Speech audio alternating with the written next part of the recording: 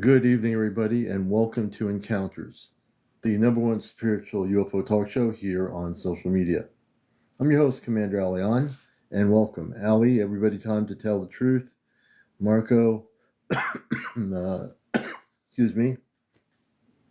Harlow, everybody out there, good evening. So, as I was meditating this afternoon, I did a deep meditation. Kelly, good to see you, everybody in here, all the new people. Roxy Diamond, good to see you.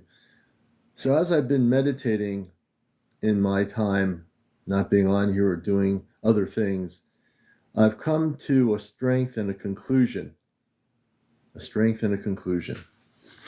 And one of the things I've come to know is that the time now is the time. What do I mean? I've said this before, and I'll say it in my strength. Spiritually, in terms of my background in the subject, and also on a very cosmic scale. I am totally empowered. And when I was driving on the road coming home, I was singing a song only I could hear. A song that only I could hear. And I was singing it loud and I was singing it proud. And the song I was singing was a song about truth, about cosmic truth, about the ultimate truth. And now I understand what it feels like. Now I understand. And because I understand what it feels like, I am more empowered than I would have ever have been in my whole life. And the power I have is the power not of the cosmic truth, but of my own independence, of my own beingness. That when you're climbing up the mountain, nothing can stop you. And if anyone tries to stop you, you'll get stronger and stronger and stronger and stronger. Because those that try to stop you do not understand the intensity of what they're up against. Do you understand? Understand this. The commander is going nowhere. And when I was singing this song, I sang it so loud that almost the whole universe would probably hear it. And I also say this, that I know that the space family, the space people, the good people that are watching me off planet, and they know me. They know who I am. They know I am here. I know I am here. No one can tell you why you're here except yourself. If you don't know why you're here, you'll find out soon enough. We're coming to a time, and in my meditation, I understood this to be so true, so profound, so important. We're coming to a time where those that are not of the light are going to show their true selves. And those that are of the light are going to show them true selves. And then there are those that are confused. They're going to have to make a decision, whether they believe this side or that side or whatever side, that have no idea what's going on. People are going to have to make a decision. You either follow darkness and evil, or you follow positivity and light. You're going to have to make a decision. Do you believe the things you hear, or will you meditate and go within and know the truth? Because if you don't go meditate and know what the truth is, I don't care if someone has the most beautiful looking image in the world. Images are nothing. It's what you are, who you are, and how you act. What you are, who you are, and what you act. And if you've been on the wrong side of the things that have been going on, you can amend yourself and say, I made a mistake. I listened to people I shouldn't have listened to. I got hooked into something. You have time to change. You have time to change. Counters is going nowhere. Counters is going to be here. I'm going to be here hosting the show. I'm going to be here pushing the buttons. Thank you, Kevin. I'm going to be the one pushing the buttons. I'm not stopping now. I didn't come here all this way to do nothing in my life. Understand something. I'm here to speak the truth. I'm here to have the conversation. I'm here to have the interaction. I'm here because I love all of you. I'm here because it's time. We're coming to a time in the UFO community and on the planet, and I am amped up here, and I know what I'm talking about, and I know what I'm going to say. I'm not stuttering. I'm not falling apart. I'm not hiding. I'm speaking truth.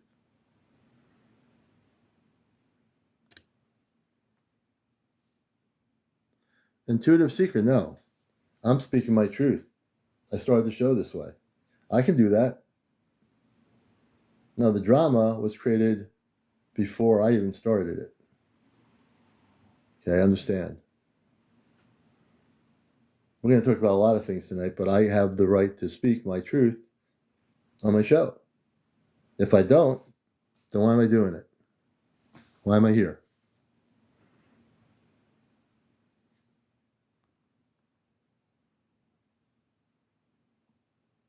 Yeah, that's right, Stargazers. Stargazers got it. All I'm doing is speaking some truth. I have the right to do that. You know? Thank you. And the one thing I do know in my meditation is I'm going to kick some butt. No, I didn't get tangled up. I'm just speaking about the things of drama that have been created. Those things are going to, like that karma is going to go. But everything I say, believe it or not, is positive. It's leading up to what I'm trying to say. What I'm saying is, it's now time to put up or shut up. Either you're of the light or you're not. That's what and that's even what even Bashar is getting at in his latest transmissions. Bashar, Garlanka. It's time for people to be who they truly are. We have to be love. We have to be kind. We have to be hugging each other, loving each other, because our planet is not going to be the way it's going to be now. Our planet's going to be going through some very, very heavy changes. Hey, Star Knowledge. Star Knowledge will be coming up here. Star, a lot of you get it. If you're hearing what I'm saying, you have to hear the whole book, because I have a whole book to share tonight. You see, the one thing that happens to me is there's a point when I decide to take action in my verbal language, in the light. Everything I am saying is of the light frequency. Don't misunderstand anything I'm saying. Everything I'm saying is for a reason. Everything I do is for a reason. Everything that happens, happens. So the universe provides us with an opportunity to make choices. We can choose to go down the dark road into a dungeon, or we can go up the mountain and see the stars. It's the ultimate choice. It's the choice that each individual under free will has. And tonight I will speak my truth, regardless of what you think I'm trying to do. I'm going to speak it. And if you listen to the words, these words are to liberate, to elevate, to motivate people to a higher state of being.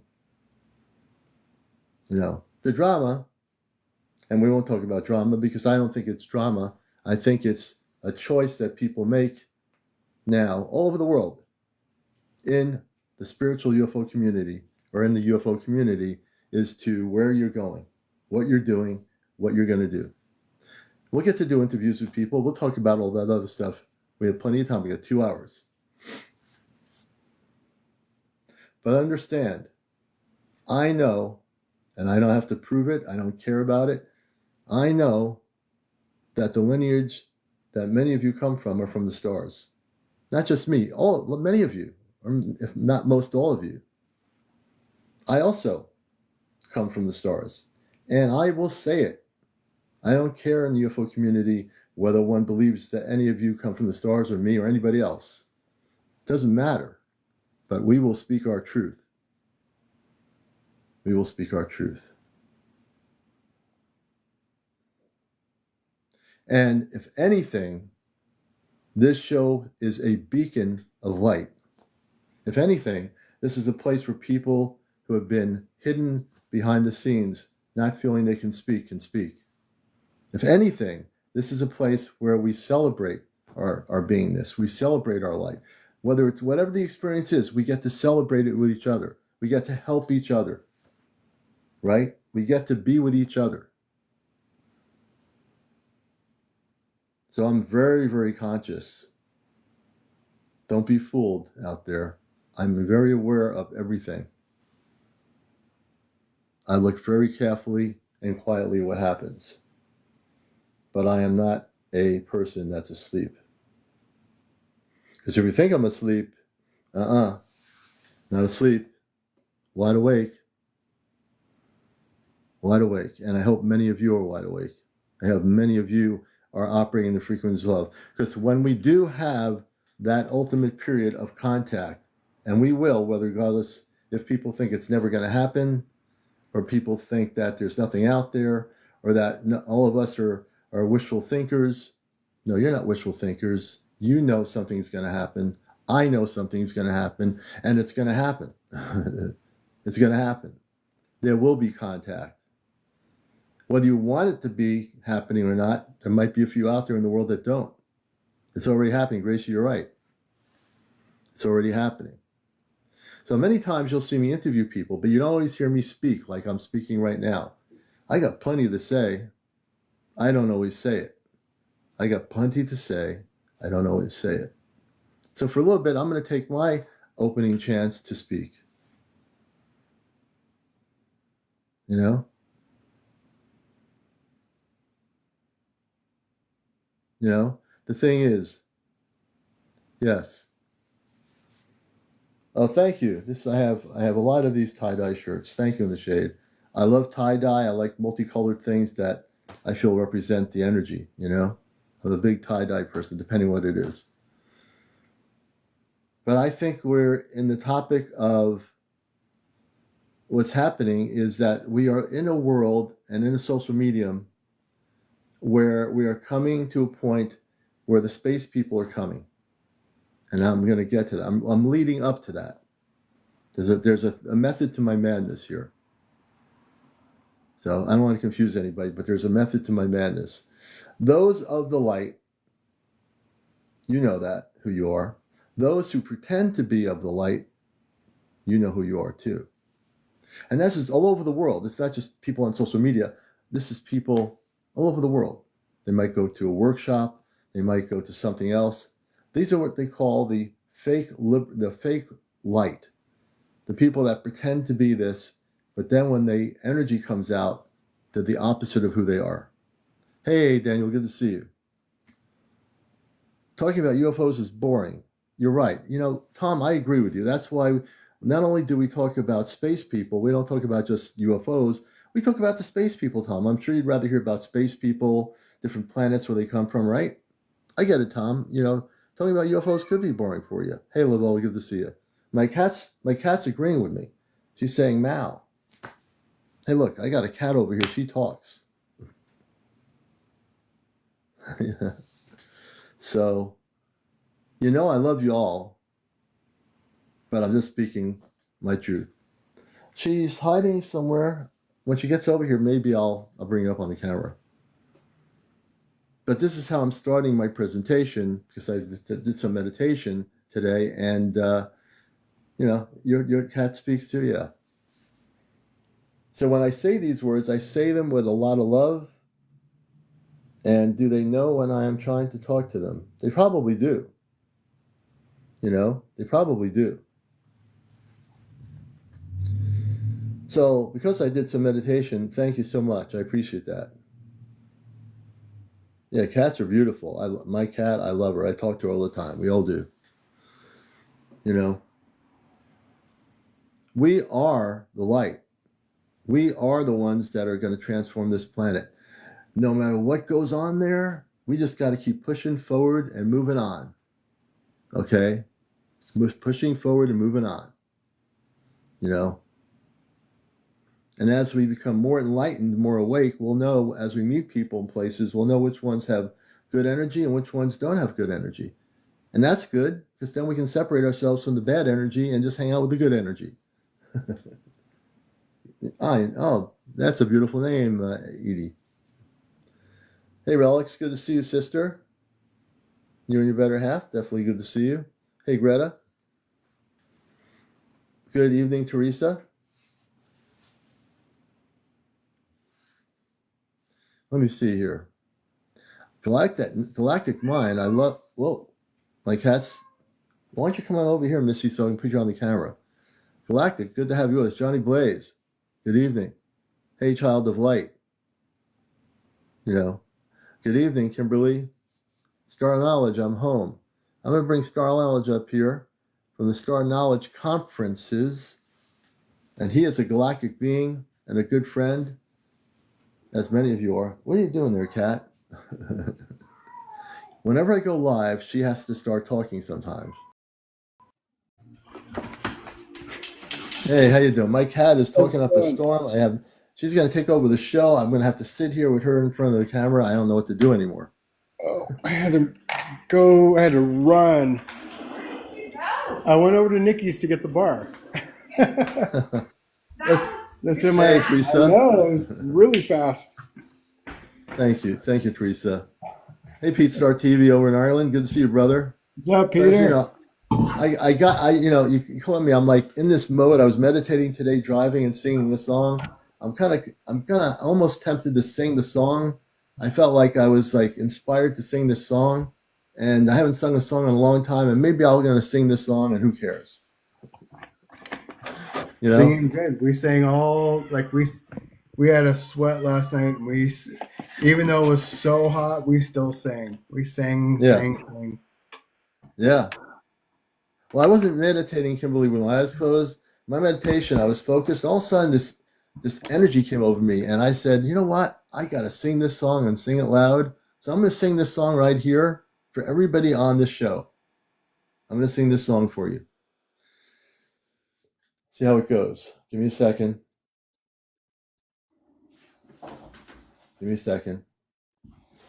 My name's CmdrAleon. I'm going to sing this song. I come from the stars where I belong. I came to Earth to liberate, and that's why I'm here. I'm gonna push on forward, so don't have any fear. My name's CmdrAleon. I come from the stars. I'm gonna push the buttons, and that will go very far. I came here to Earth to liberate the place, but don't worry, because we are part of the human race. There you go. You see, when that song happened to me, it was an epiphany. When that song happened to me, I feel like something hit me energetically. And when it hit me, it said, do what you got to do, Commander. Kick some butt and do what you got to do and do it. And I am feeling great. I don't care if you threw 10,000 monsters at me, I'd throw them out in the universe somewhere and they'd be floating in space. That's how I feel. There's nothing that can stop the Commander.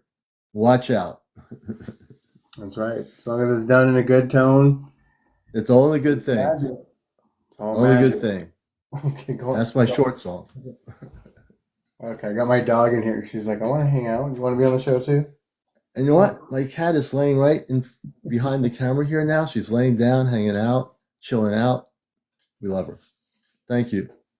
We got five dogs. And this is the one she's like, always got to have attention. If the cat comes over here, I'll probably, Missy's really popular with the audience. Yeah, I might be able to get her up here. Hold on a minute. Let me see if I can get her up here. Hold on a minute. Oh, you're a good cat. I love you. Yeah. That's not working. She hightailed out of the room. It's not happening. I tried my best. Kira.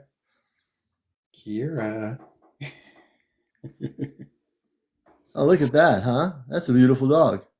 She is. She's the youngest one. She's a space dog. She's a Lakota dog. Oh, good. We got her from one of Chief's nieces. Huh. Yeah, she is cute, Teresa. So yeah, last night we had a lodge. It's the butterfly moon, which was really perfect because Um, it was. Do you want to hear about this? About this Yeah, go experience? ahead. Let's hear that. We'll It's hear the pretty story. cool. So it, w- I got burned on my leg, and Oh so did the no. other. Well, the fire was so hot that it burned my leg, and it burned the leg of the other two people that were bringing the rocks in. It was so hot. So um, I think after the first round, I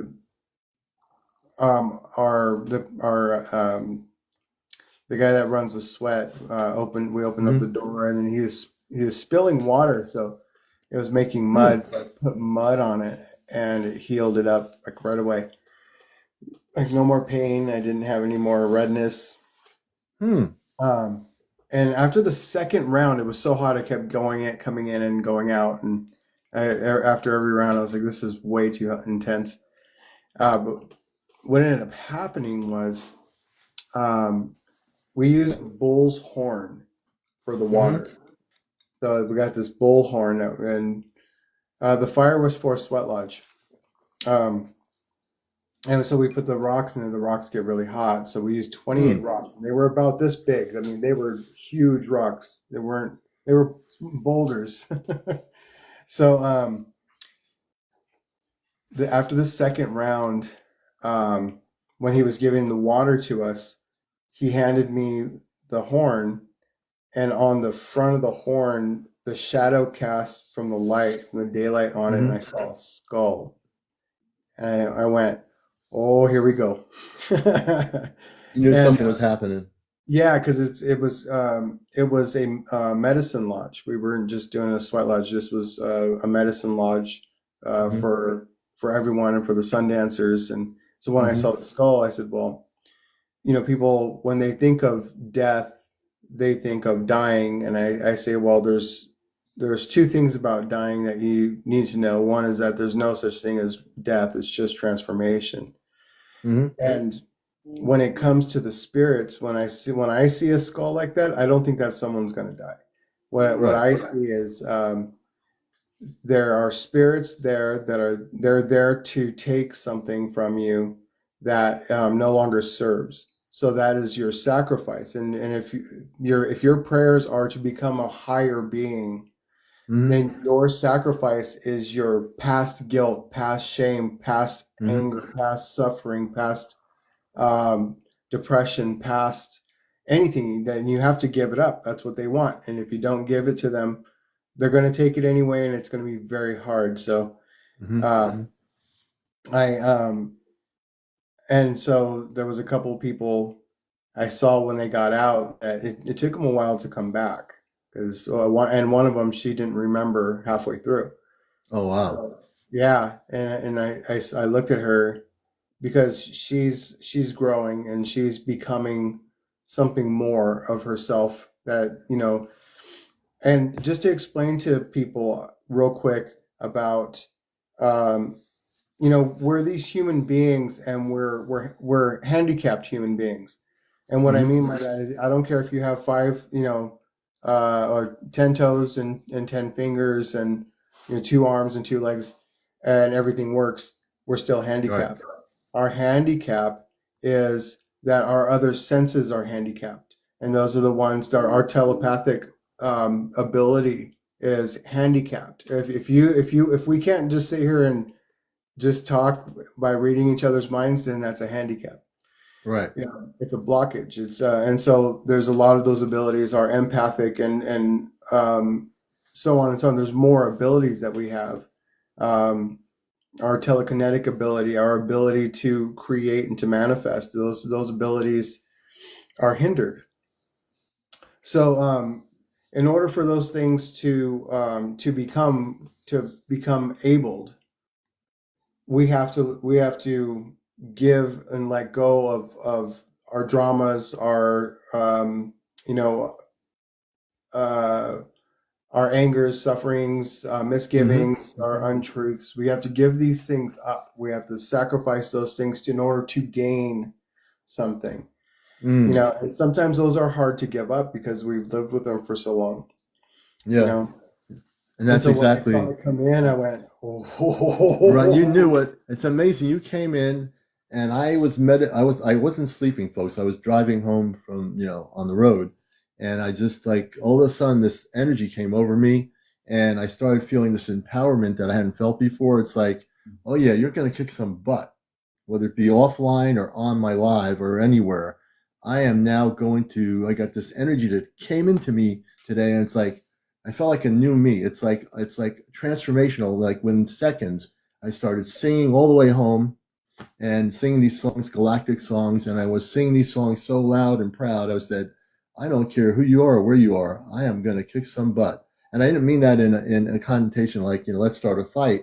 In an energy sense that I am now even higher in my vibrational light than I had been previously. So it was almost like this vibrational energy came through my body, and now I am even stronger than I thought I was spiritually before that happened going home. Something happened that manifested in a really beautiful way. And now when I'm anywhere, or even here talking on my show, I feel so amped up and empowered and transformed in such a way that nothing can stop me from liberating this planet through this show, through everywhere I go, whatever I do. I'm going to just be who I am. Yeah, I'm just going to be. I don't care who you are, and I right. don't say that in a negative way. I'm saying that because no one can control. When you're not controlled by anybody, when you are fully aware of your own beingness, you don't need to be tagging along 10 other people saying, "Oh, okay, I need to follow you. If I don't follow you, what's going to happen? Nothing's going to happen." You need to be your own person. That's why we're here as people, to not only be in this community of life, but to learn that there are things happening that are beyond our control, things that we're going to learn that are new from the space perspective, that are going to transform all of our lives, not just any one life. You have and let's explain what that is. You talked about this, you got it. Now we're going to get into some really cosmic things here. Okay, Eddie, I this is the big surprise. well, at was 45 minutes ago, almost an hour ago, I was like, I don't know if Commander's going live tonight, but I need to go get that bar. So I made a phone call and I said, "Hey, can I borrow the bar?" She's like, "Yeah, go get it." Go get the bar. Yeah, she's like, And, "Yeah, and go this is ahead." not just any bar, folks. What you're going to see here is going to blow your mind in the UFO world. What he's going to show you, this is going to be recorded exclusively on Encounters. Get And this ready. bar has been on Ancient Aliens. Okay, so if you watch season 3, episode 1, it's Cowboys and Aliens episode. Cowboys and Aliens, yeah, I think that was. So he was chief Standing Elk back then. Mm-hmm. So, Mm-hmm. but before he passed, he was Chief Golden Light Eagle. Mm-hmm. So he explained a bit about the bar on the show, and as you can see, Look there's at this, symbols in there. folks. Check that out. Right here. So these symbols are in the book. They're in the, and I got the books over here. I can grab those too. Look at all those symbols. If you're not watching this show right now, you're missing an opportunity to learn something. So this is a replica. This bar is a replica. This is a Mm-hmm. I Mm-hmm. that somebody had the symbols carved into. But if you look at how this is shaped on the Right. show Project Blue Book, when they show the actual bar with the symbols on it from the spacecraft, it looked like Yeah. this, and it It was looked like like it was this. laying like that on the ground, and you could clearly see the symbols. Yeah. So and the symbols, okay, so why are there symbols on a spacecraft, right? Why are in the metal? So we don't think of metal as being alive. Well, according to our space family, our star family, in order to give it consciousness, which it already is conscious, I mean, everything is part of consciousness, but in order to give it a certain type of consciousness, they put the symbols into the metal. So where did the bar come from? Okay, so this is a replica. So from Area 51, when the craft, what was that ranch called? The one Oh, that you where mean the ranch where the ranch where they have the where's it at? Skinwalker No, Area 51 is in area 50. The ranch. Oh no, not Roswell. You're talking about Roswell. Roswell, It was the not Roswell area ranch. 50. Roswell. Broswell, who was a farmer, had the dairy farm in Roswell. Right. His name was Broswell, and That's right. he originally didn't want to let the military onto the site where the thing was because I think he kind of knew that something was going to happen, and he was going to tell the truth, and they got him not to say anything. Yeah. April Kind says, of. what do the symbols mean? Well, each symbol is connected to what we call the L's or Hmm. the enlightened beings, Hmm. right? It's a very what do I want to say? Hmm. It's almost hard to believe until you actually work with it, Yeah. right? So when you start to read the symbols and the beings that are attached to it, then you have to kind of go into it with you have to really go into it with an open mind to go Hmm. okay so what's Maitreya is a being. Maitreya is a real being. And there's people that pray to Maitreya. So the one of the symbols is connected to Maitreya. So if it's and then the message comes from Maitreya. So there's over what 11, 11, 22, 12, 12, 24. That's 46, 13, 13. That's 26. So see over 62 symbols and more symbols that are being found over Hmm. time. Hmm. So over 62 symbols. Hmm. Um, and what happens is when every time we find a new symbol, there are people that will go into ceremony and then they will talk to the symbol, see what being it's connected to, and then what message comes with it. And so what these symbols do on a bar, on a piece of metal, is they bend time, space because they're conscious and they're connected to all this other beings. Hmm. So you can get from one place to another because all star beings, when we're talking about deities or ascended masters and all, they come from somewhere. They're not from nowhere. They're either from Hmm. this planet, other planets, the Pleiades, Arcturians, Orions. They come from somewhere. Right.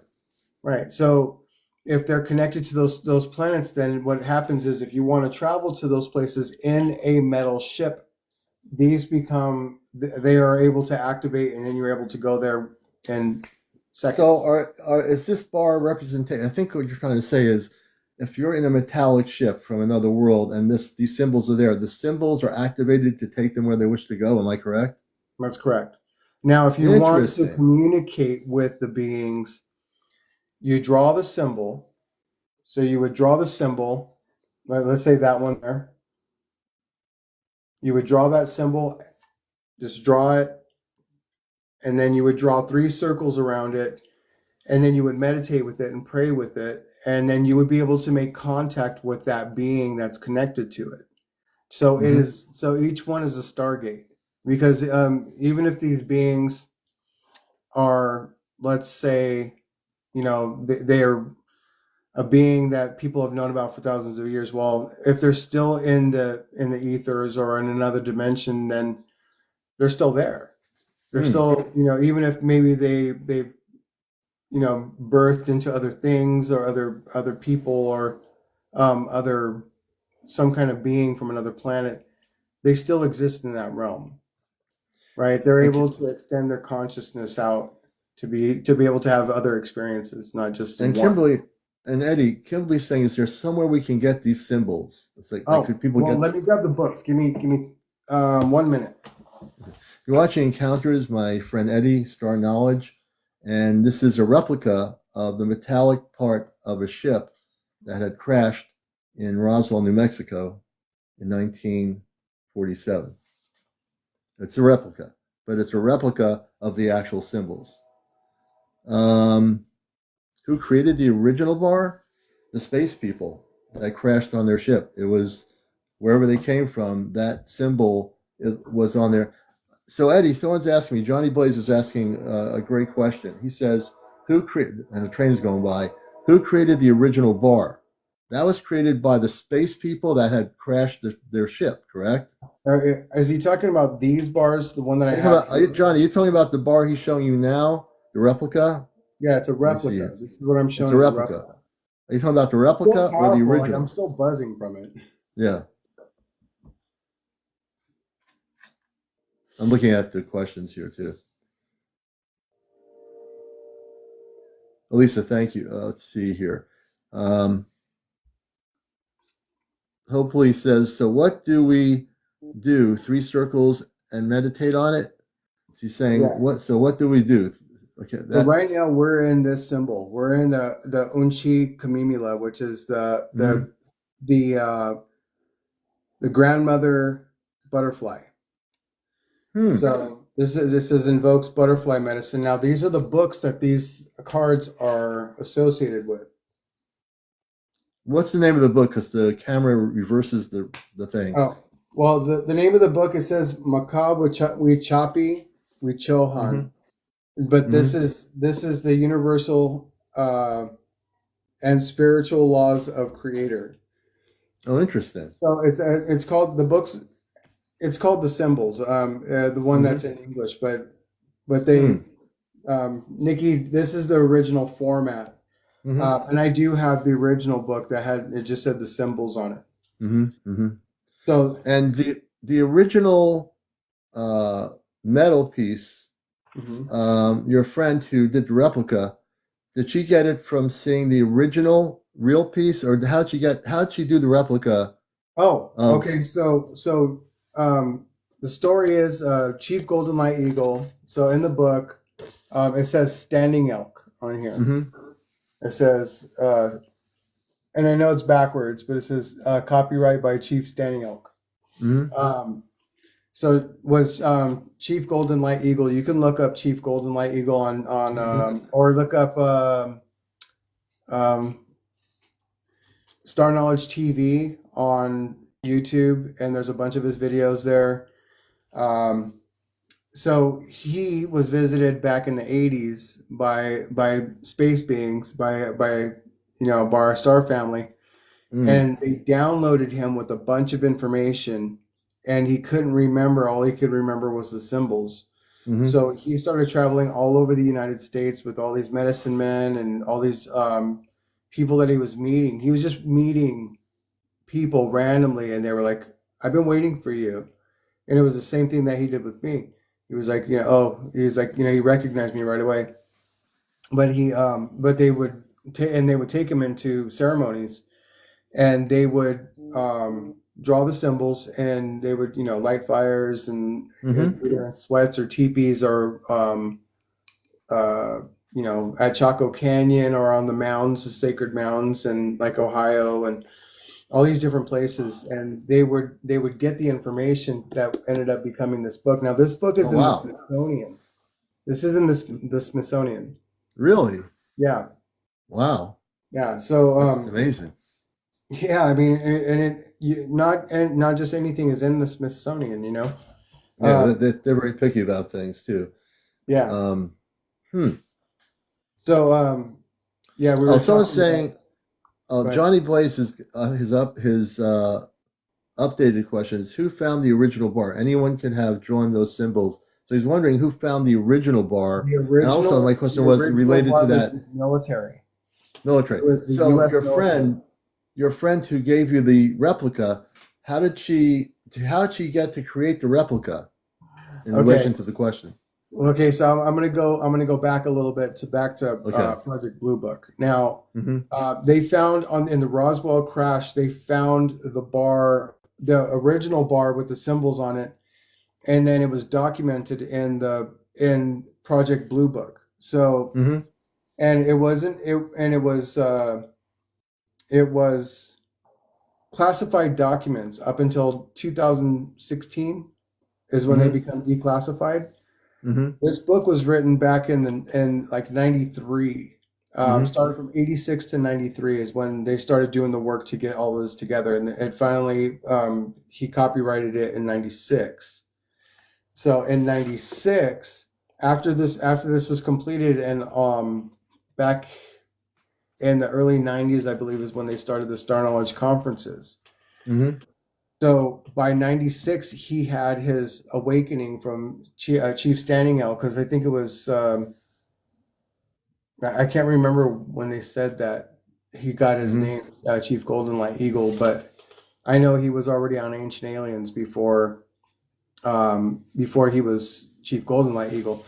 Right. So by the time this book came out with these symbols, the CIA and FBI were coming to him and saying, "Where did you get the information on those symbols? Because nobody has those." And he says, "I got them from the same people you did."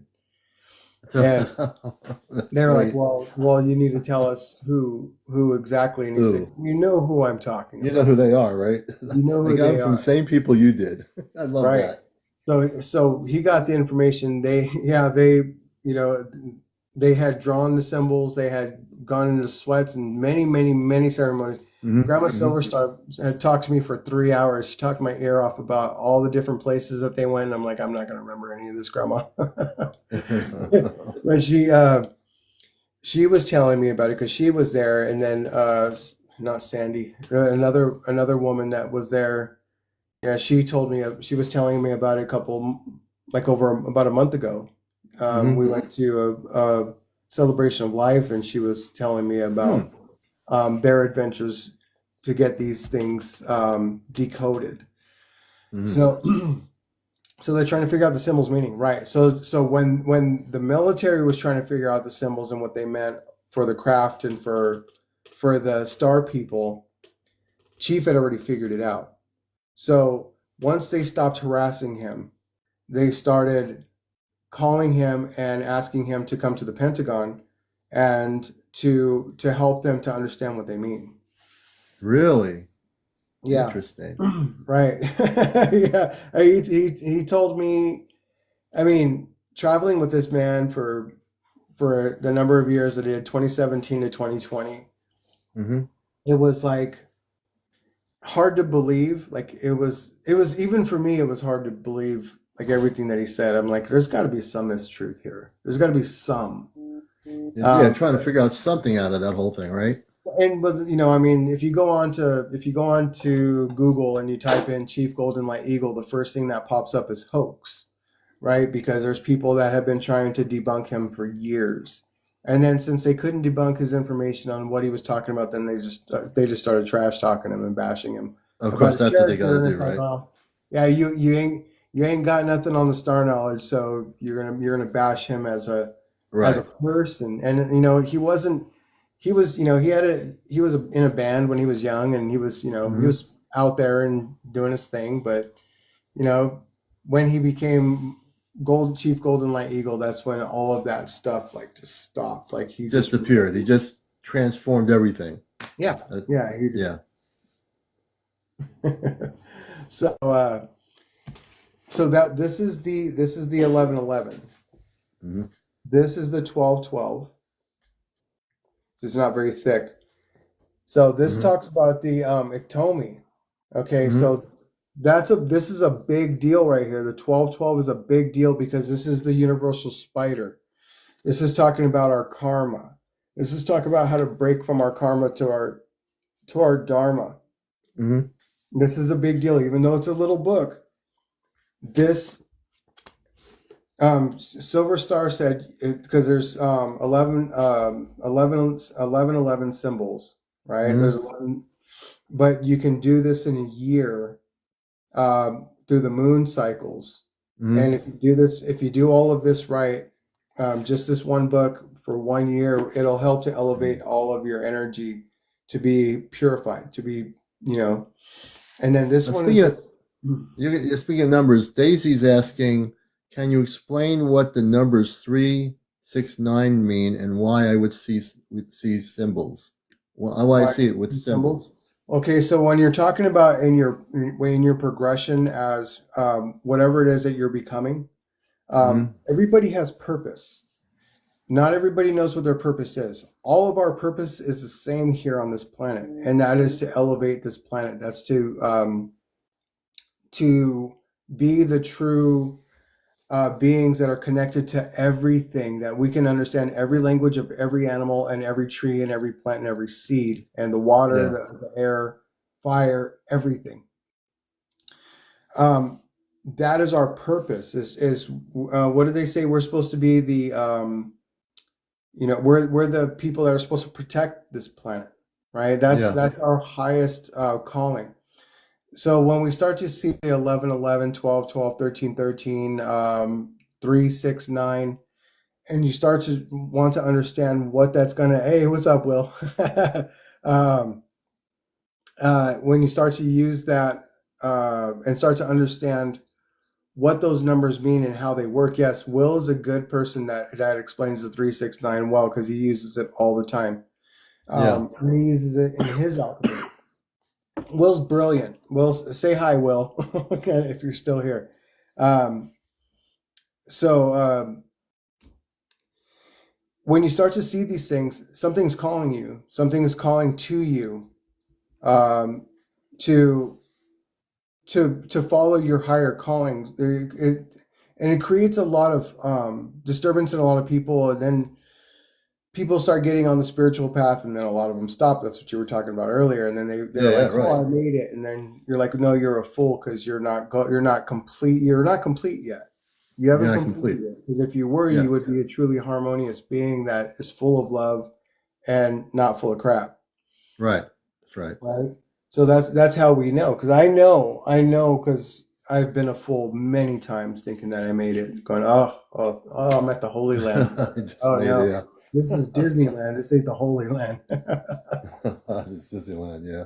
Yeah. Amazing. So It's so true. And as you know, talking about this is such a symbol of energy. And when we talk about the symbols of the replica that you were showing, and I've seen documentaries about the original of that on the History Channel years ago, and so there's a lot of, and that's just one group of ETs from another world, and that's the symbolism that, and I never knew that those symbols actually help them travel to certain places. From my consciousness, I just saw symbols. I didn't know what they meant. They were totally foreign to me.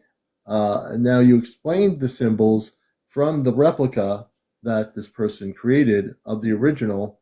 And now it's understandable that they were using for their metallic ships to come here. The symbols were like a star map to them.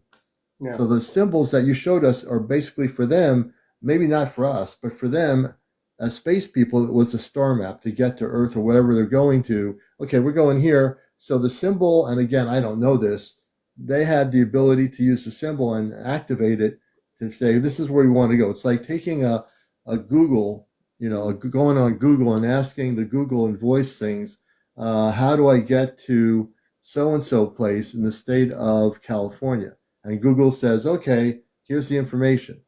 So it's almost like the symbolism of that part of the ship that was broken off from the crash.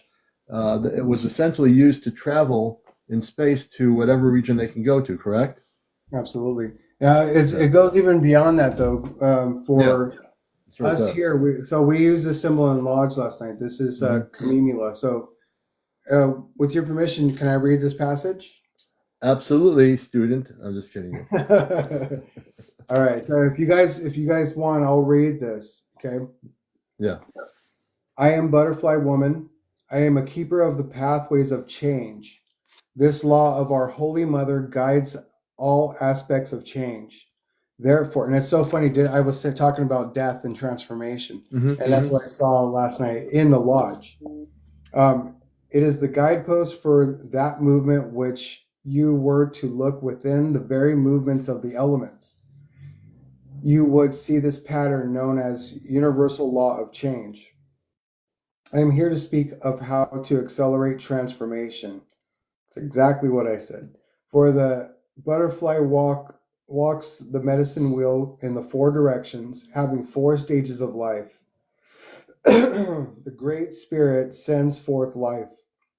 Mother Earth provides a little world for this life to grow. We call this life the egg. And within the egg, the individual gestates and internalizes their purpose for being, visioning who they are and why. This is the first stage of life, the first stage of transformation. This is why Medicine Path first sends the individual to be with themself and spirit, to be in this egg of centering. It is a womb of nourishment, protection, for the nourishment needed is already there, for the universe takes care of all its own. With great excitement, the being moves from this direction of the east to the south, going forth as the caterpillar to experience life, new concepts, to become more through living life out loud with vigor and the strength of self, to experience love, to experience the innocence of nature, to experience truth in the world and ingest the blessings of the tree of life.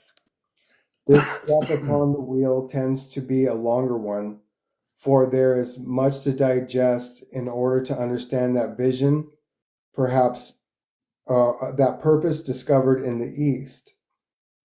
When the vision of life unfolds and enough experiences have become one with you, it is time for the West, time to go to that cocoon, to go within that cave as the bear would teach. Look within, unfold experiences of life, feel the warmth of the mother again held within this cosmic womb.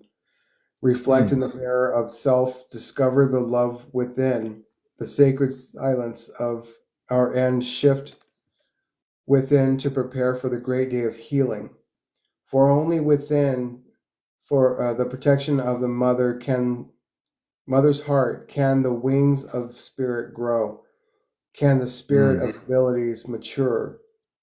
In the West, as in the East, the cocoon unfolds transformation as the egg unfolds life. Those experiences of the South are finally understood within, without, and in relation to the silent universe. And I could go on and on. No, it definitely makes complete sense when you're Yeah. reading that. There's such a understanding of things just from hearing that too. Yeah, it's the truth. There's a truth that can't be when it's talked about in story form. You can't you can't try to debunk it or call it false when Yeah, it's just truth. it really is. It's just so true. Those words have so much meaning to them. If one listens to the words, it makes a lot of sense in terms of what you're saying. And I think that's the whole essence when you caught me in here tonight and everything, and when you just showed earlier to get the truth out about the bar and the things, the wisdom that you're reading here. I think a part of what we're going through in this worldwide community that we call UFOs or whatever, we're going through a transformation of soul, meaning that our soul is transforming. Because not only our soul is always transforming, our consciousness, which is connected, everything is connected. And I think we are all transforming, either in a good way or whatever way we are transforming into whatever we're supposed to be. Now, either we're transforming into that person that will be a galactic human being. And what does that mean when I say the word galactic human being, everybody? It means that we're not just merely a human being here just to be a human being. Now you could just be a human being if that's what you wish to be, right? But we are here to be more than just a physical human being with a brain that is smart enough to, buy a bunch of fruit and vegetables in a supermarket or a TV dinner. That's not the essence of who we are. If that is the essence of who you think you are, that's because you're thinking that's the essence of who you are. In truth, we are way more than thinking people or computerized people. We have feelings, emotions, and we are growing because, 20 years, 40, 50 years ago, were we in this state of consciousness? I would say no. If I was an adult back in the early 60s or 50s, I would say we weren't even close to being in this consciousness. Mm-hmm. And as human beings, we are now in this consciousness. The reason why Eddie and I can talk about these things is, and all you can actually interact and listen and ask questions, because I think we're all feeding on a new energy. We're all, we're all being gifted in some way by the universe, however you want to say it, the creator. We're all being elevated to a different way of life. Now, things might seem kind of strange right now. So let's take this year 2025. I would say that all of you out there around the world, you feel a bit strange right now. And I'm not sure, I don't think I'm off when I say this. I think every one of us is feeling a little bit strange energetically on this planet. And if you're not feeling that way, you will feel that way eventually. It might be coming in waves, like a big wave, a little wave, little waves. I would say if everyone's honest with themselves within, every one of us is going through changes, you know? And I think we have to realize that as we go through those changes, everything is going to completely change in the way we see things visually around the planet. And as we look at each other, and the fact that we can sit here and talk about all these important things that Eddie's bringing up and the symbolisms, from the star knowledge and everything, is very important because we are going to have a contact that is not going to be, like I said, 10,000 years from now and hoping wishful. And it's not that we're having wishful thinking that there are space people that are good that want to interact with us. Like I said before, they've been here way before us. They've been here living on our Earth for billions of years.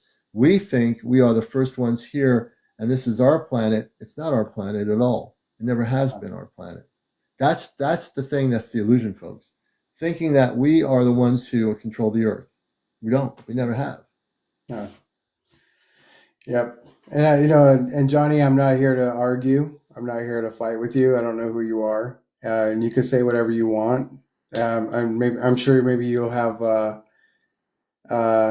yeah, uh, yeah.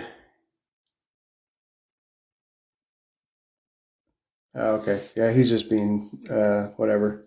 Do you know that person? I'm not sure I know that person. I think that might The be way they're somebody else. speaking, you know. Yeah. Actually, they only have 2 followers, so I think what we're going to do is do this as host of the show. The person has 2 followers. I'm starting to think they're a troll, so there you go. They're gone. Yeah. Yeah, that was one of the people that you were talking about earlier. Yeah, You know, they're you gone. can do this and you can do that, and it's like, well, I never, I don't care if people agree with me. Just don't be rude. You Yeah, know. when they get that way, they're gone. And I can do that because I run the show here, so don't forget it. Uh, yeah, we need our moderators to Yeah, keep the. It's just mindless chatter. yeah, yeah. Yeah, we take care of business. That's part of my meditation coming home. That I'm going to kick butt if someone gets to do stuff like that. No more Yeah. disruptions. Well, it's They're like I gone. said, it's funny because you did that experiment and I did that too. Uh, I did that too, where um, I did an experiment where I used to be on Facebook a lot, so uh, I titled my thing, um, uh, what I said something. Oh, I titled it "The Haters," Mm. and it was the first time that I said this is, when I came on, I said this is an experiment, and then somebody came on and they were like, "Oh, you're doing this and you're doing that," and I said, "Am I?" I don't know where you're getting your information from, but that's interesting that you're coming on my show and I've never seen your name before. And Yeah, the first thing that you do is come in to bash me. But this is an experiment right. because I'm calling in the energy. So people that do follow me and do see that I understand how our words work and the things that we're doing works. Hmm.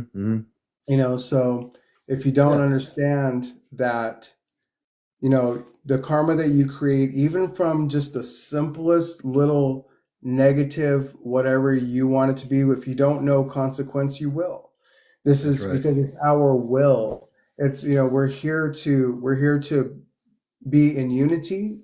And I was watching this thing and it said, do you know the definition of demon? And it's D-man, D-M-A-N. So it's less than human. Right. It's right. So it's the part of ourselves that chooses to separate instead of coming together. Hmm. So the Hmm. people that don't understand togetherness, all they can experience is their separateness. And that's why they're in so much pain. That's why they suffer. They And the want to thing fight and is, argue.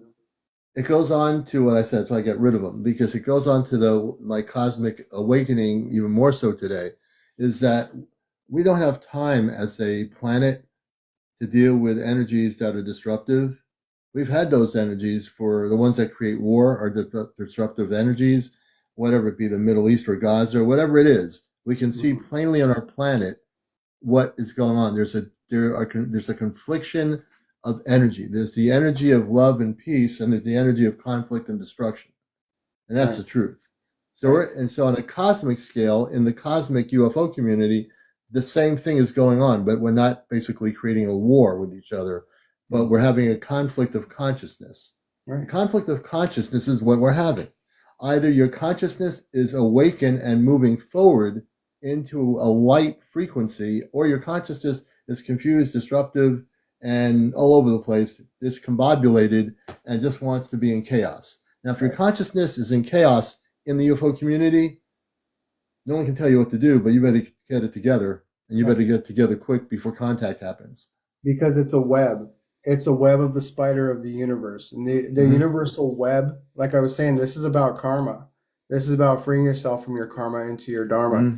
Now, for those that don't free themselves from karma, are going to Mm-hmm. get caught up in the web of it. They're going to get caught Right. up in the That's web right. of all of their conflict, Mm-hmm. and so in a way, when people are talking about like this spiritual war, it's something that's within. It's not Yeah, a it's with final us. attack. It's not That's outside right. of us. Yeah. And it'll always be that way until we find out that, we are all related. We are all brothers and sisters, regardless of our inner conflicts here with how people are treating each other, or Mm-hmm. how people are doing things in a way that doesn't relate to the way that you do things. It's like, well, Right. that's That's right. not as important as understanding that very simple thing. If you believe in a higher power, and you believe that we are children of that higher power, that means that we're all related.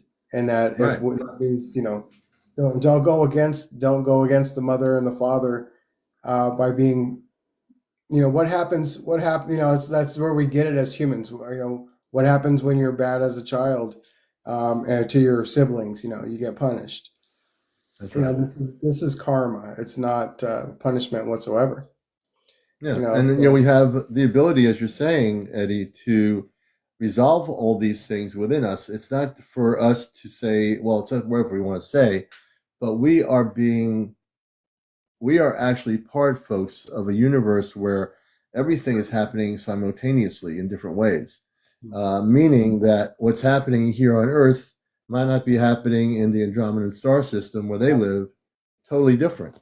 So they absolutely. might their experience is going to be way more elevated than ours because they've had eons of time to go through transformational experiences. And not to say that the Andromedans, as an example, are not going through transformational experiences.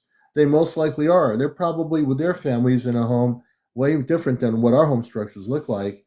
And they're sitting, talking to each other, having harmonious relationships. And here we are on Earth trying to figure it out, in Hmm. some ways. And not that we haven't figured it out, not to say that some of you out there haven't figured it out versus your neighbor who's going and getting up in the morning, reading the paper, and yelling and screaming at his kids before he goes to work. So there's a difference. You could be the person that is not doing that and is going out harmoniously and saying, oh, this is going to be a beautiful day. Your neighbor could be going out of his house or her house and saying, oh man, I dread going out here. I don't, I'm going to be angry at the whole world getting on the highway. Oh, it's going to be terrible. So you see what we're saying is we have a choice to make as people is to, as we move forward, we have a very big choice to make. Now, 20, 30 years ago, I would say the choice wasn't something you had to make right away. But right now, not to get you concerned, but you really do have to take the time for yourself. You need to take time to reflect on who you are, what you wish to be. You have to reflect on all that because the thing is, it's not about whether you see 10 UFOs tonight and record them. It's where are you at where you are. Meaning where are you at within where you are. Where they're at, they're in that spaceship or whatever, flying around, and they know where they're at. They know where they're going. Whatever they're doing it, and they're going to do it anyway. It doesn't matter, right? They're going to do Absolutely. it. Absolutely. So each of you have the responsibility for yourself, not for me. The responsibility lies on each of us to be the best person we can be now. So when that time comes, whether it's 5 years or 2 years or whatever it is, that we are now, when we go face to face, whenever that time is, because they don't live in time and space, whenever that time is, that when we physically face that man and woman from another planet or being, that we can look them in the eye and say, welcome to planet Earth. But before we can say welcome to planet Earth, we have to be the right frequency of energy to be able to do that. And until we get to that right frequency, it just doesn't happen that way. It might happen in remote areas where they say, here, come here, this is a safe place. But they're certainly not going to mass land on a planet where there's conflict of consciousness of the physical soul. They're not going to do that. They're not going to be subjected to us being confused, fearful, or whatever. If there are any inklings of fear by human beings, you think that a space person of good intent, of goodwill, is going to come out of their ship with 10 people and say, we're from planet QZ, and we're here to finally make contact with you. We've known about your planet for a long time. We want to make contact with you from planet QZ.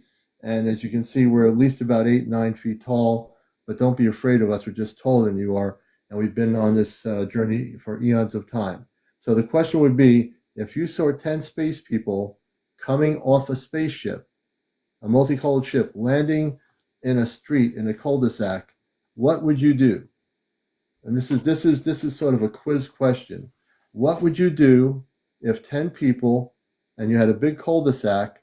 At the end of the cul-de-sac, the ship landed, it was big enough to land in the cul-de-sac. All of a sudden a door opens up and space people walk out onto your street. How would you as an individual out there greet them?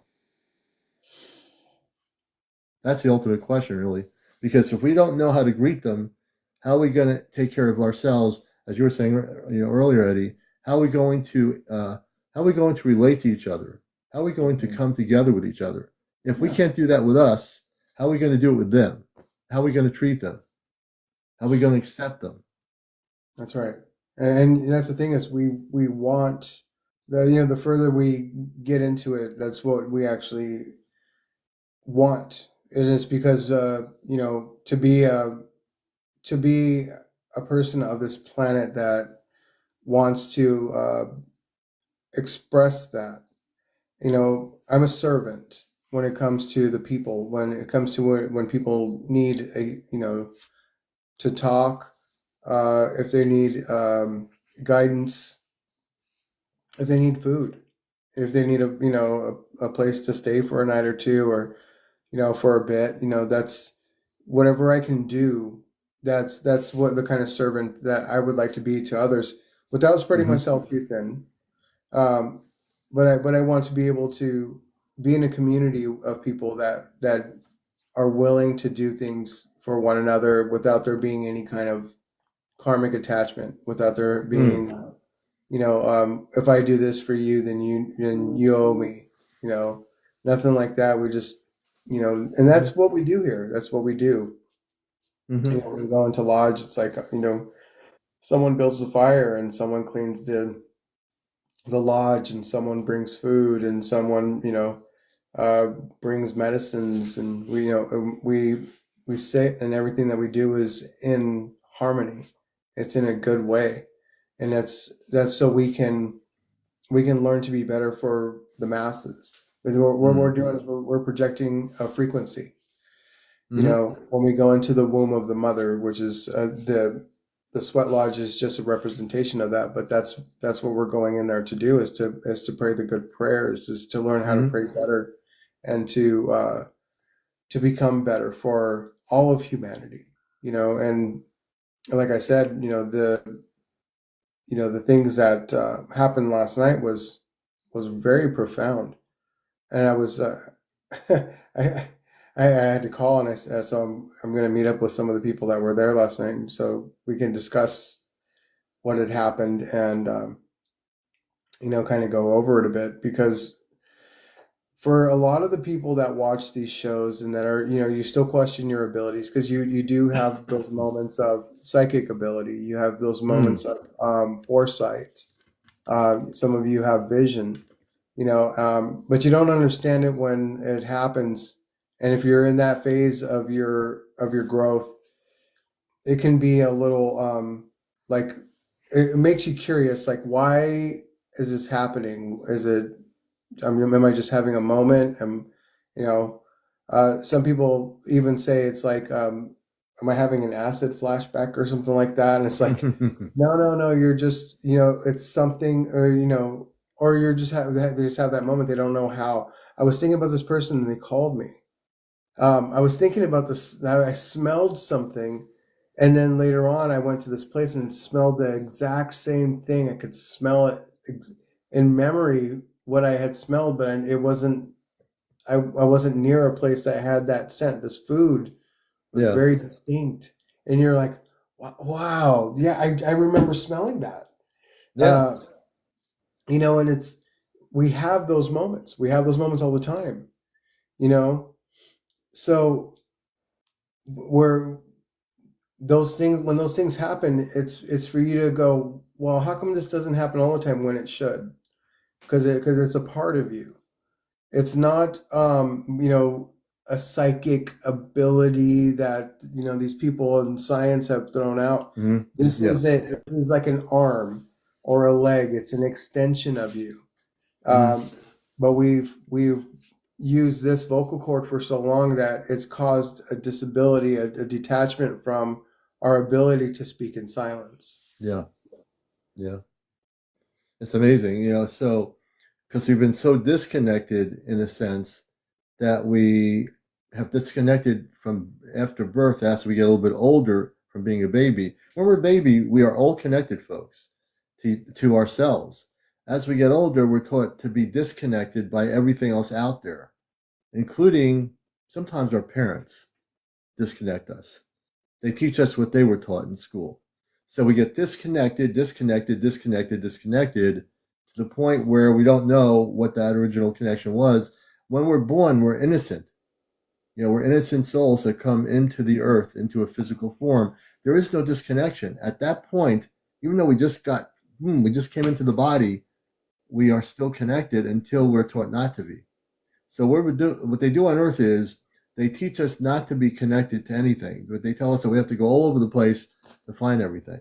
Why? Why do we have to go to aisle B, C, or D to find the organic juice on aisle C when it used to be on aisle A? Why do we have to go all over the place and juggle ourselves in a world where we have to go everywhere else to get to where we need to be? When the fact is, we've forgotten that we don't have to go anywhere. What we're looking for is right here, is right here, is right here. But we forget that when we came to Earth, that we had that total full connection, that we had that ability to understand ourselves, to understand our spirit. But we left our spirit behind because as we get older, the spirit's still there. The spirit's saying, oh, well, I guess you don't need me anymore. You're just going to work with your brain, not with your spirit. So what we do as human beings, what do we do on Earth? We work with our brain instead of our spirit. Our spirit is our connection to the stars. Our brain is like a computer. It can think about everything. It's great. The brain is like a working computer. But the spirit, brothers and sisters, the Yeah. spirit is the center of the universe. It's the Yeah. temple. It's the place where everything exists. Not there, not out there, not around the planet, not in the supermarket. It's inside of you, right? That's right. Yeah, Edie she's familiar with epigenetics. That is what's his name, Doctor. Oh my gosh, why am I forgetting his name? Joe, not Joe. What's his name, Edie? He's been doing this epigenetics work for a long time, but Mm-hmm. with the epigenetic, it's not Joe. It's you guys know his name, but uh, his work in epigenetics is no, not Joe Dispenza, but yeah, he works with it too. But there's a guy before him. Um, he did it. He did a. It's like 5 hour. It's a 5 hour conference when he was talking about how they cut the cell open and they couldn't find the brain. Mm-hmm. Um, more grandpa stories, yeah. Oh, I'm he has telling you, all. Eddie has all the he grandpa doesn't have. stories. Yeah, Nikki doesn't have. I just asked her if she has a TikTok. She doesn't have a TikTok because Nikki is her father was my chief, and he was, yeah, his stories. Like I said, if you want to learn anything about Chief Golden Light Eagle, just go to Star Knowledge TV on YouTube, or just look for like type in Chief Golden Light on Facebook, or Lauren Zephyr, um, as what Loren Zephyr. So Yeah. he was my Hmm. one of my mentors, and you know, we were close for quite a few years, and it was a really beautiful thing to be able to be around someone that had that moment of, I think there was only a couple of gurus that I heard about that had that moment where they couldn't remember who they were. Their Yeah. hair turned white overnight. Um, but I was talking to one of the elder grandmothers, and she was telling me about how back in '96, I was telling this last time, like, he couldn't remember. He couldn't remember his name. He couldn't remember anything. He didn't remember anybody. It was like he was tripping. Like, it Yeah. was like he had went on like a weekend blowout, and just like, he couldn't remember nothing. He had a conference in Florida, and he couldn't remember Oh my anything. gosh. We got to wing it till we can get him back over to Ohio. So yeah, and then that's when he went from standing out to Golden Light Eagle. So Whirlwind is asking you, Eddie. She says, did you know Lou White Eagle? A person called Lou White Eagle? Blue White White Eagle, I Eagle. think it is. Um, I've known a couple of White Eagles. I knew a White Eagle that I met in Mount Shasta, but Hmm. that was back in 2013. I don't know if his name was Lou. Um, and I think Chief Spotted Eagle is the one that they're going to see in Oklahoma in 2 weeks. I haven't met him either. Um, And but Kevin there's a 11 lot of has a, yeah, I'm actually looking at the comments. So oh, Kevin 11 has a question for you. Kevin, go ahead. I'll see you in the comments here in a minute, hopefully. yeah, I didn't And see. welcome everybody to Encounters. Please also, by the way, everybody keep tapping on the screen on my side. We're at 25.3. We need to get to 100,000 by 1 a.m. We can do it. We've had 1,600 people watching the program since I came on at 11. So, congratulations for those who came in for a few minutes for the whole show, what have you. Good to have you with us. Please share and like. Let people know we're here. If they don't know that we have my friend Eddie on here from Star Knowledge, please share the broadcast with anybody you wish to. That's a good person. Yeah, I want to explain something. What I talked about one time was, there's a saying is darkness is not the opposite of light; it's the absence of light. So Right. when people are being negative, they're being more in their shadow than they are in their light. Now, Hmm. that that's not healthy for anyone. That's not healthy for anyone. We're light beings, and we should start to understand and learn how to brighten ourself and shine, how to shine ourselves, make ourselves bright and beautiful beings. And because that shadow part of us it overshadows our light, and it makes us unhealthy. It makes our thoughts unhealthy, our attitudes, everything else. And a lot of it sometimes, it will affect the body. And so just sometimes I've heard that term fake it till you make it, and usually the only time I say that would be applicable is like dance, laugh. You ever heard of the laughing yogi? Yeah, You know, something a long time ago, I think.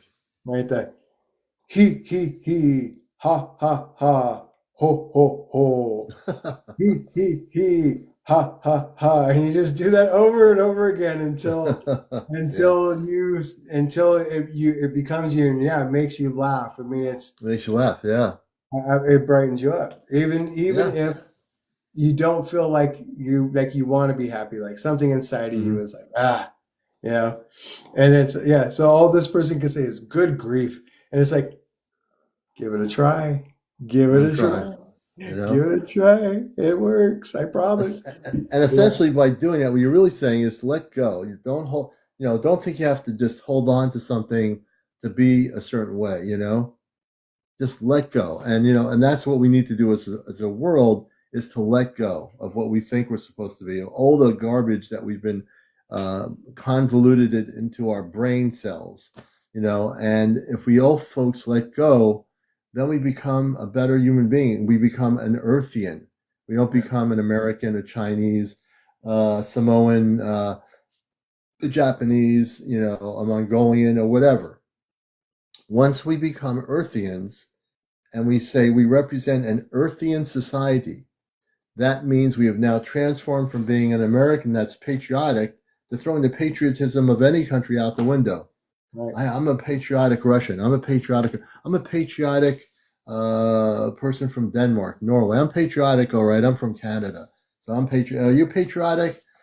All these little isms that we have to be, all these little convoluted things in our consciousness that teachers taught us, and all the garbage in the media all over the world telling their societies what they have to be like instead of being who they are. Yeah. So I've always been of the person that says we are Earthians, we are Earth people. I don't care what nation you think you come from, you're also a human being Yeah. that is living on Earth. So therefore, human being living on Earth, Earthian. So by definition, I don't know how many people, maybe there were people in the 60s that called themselves Earthians. I don't know if that term even existed. But in 2025, and all my current life as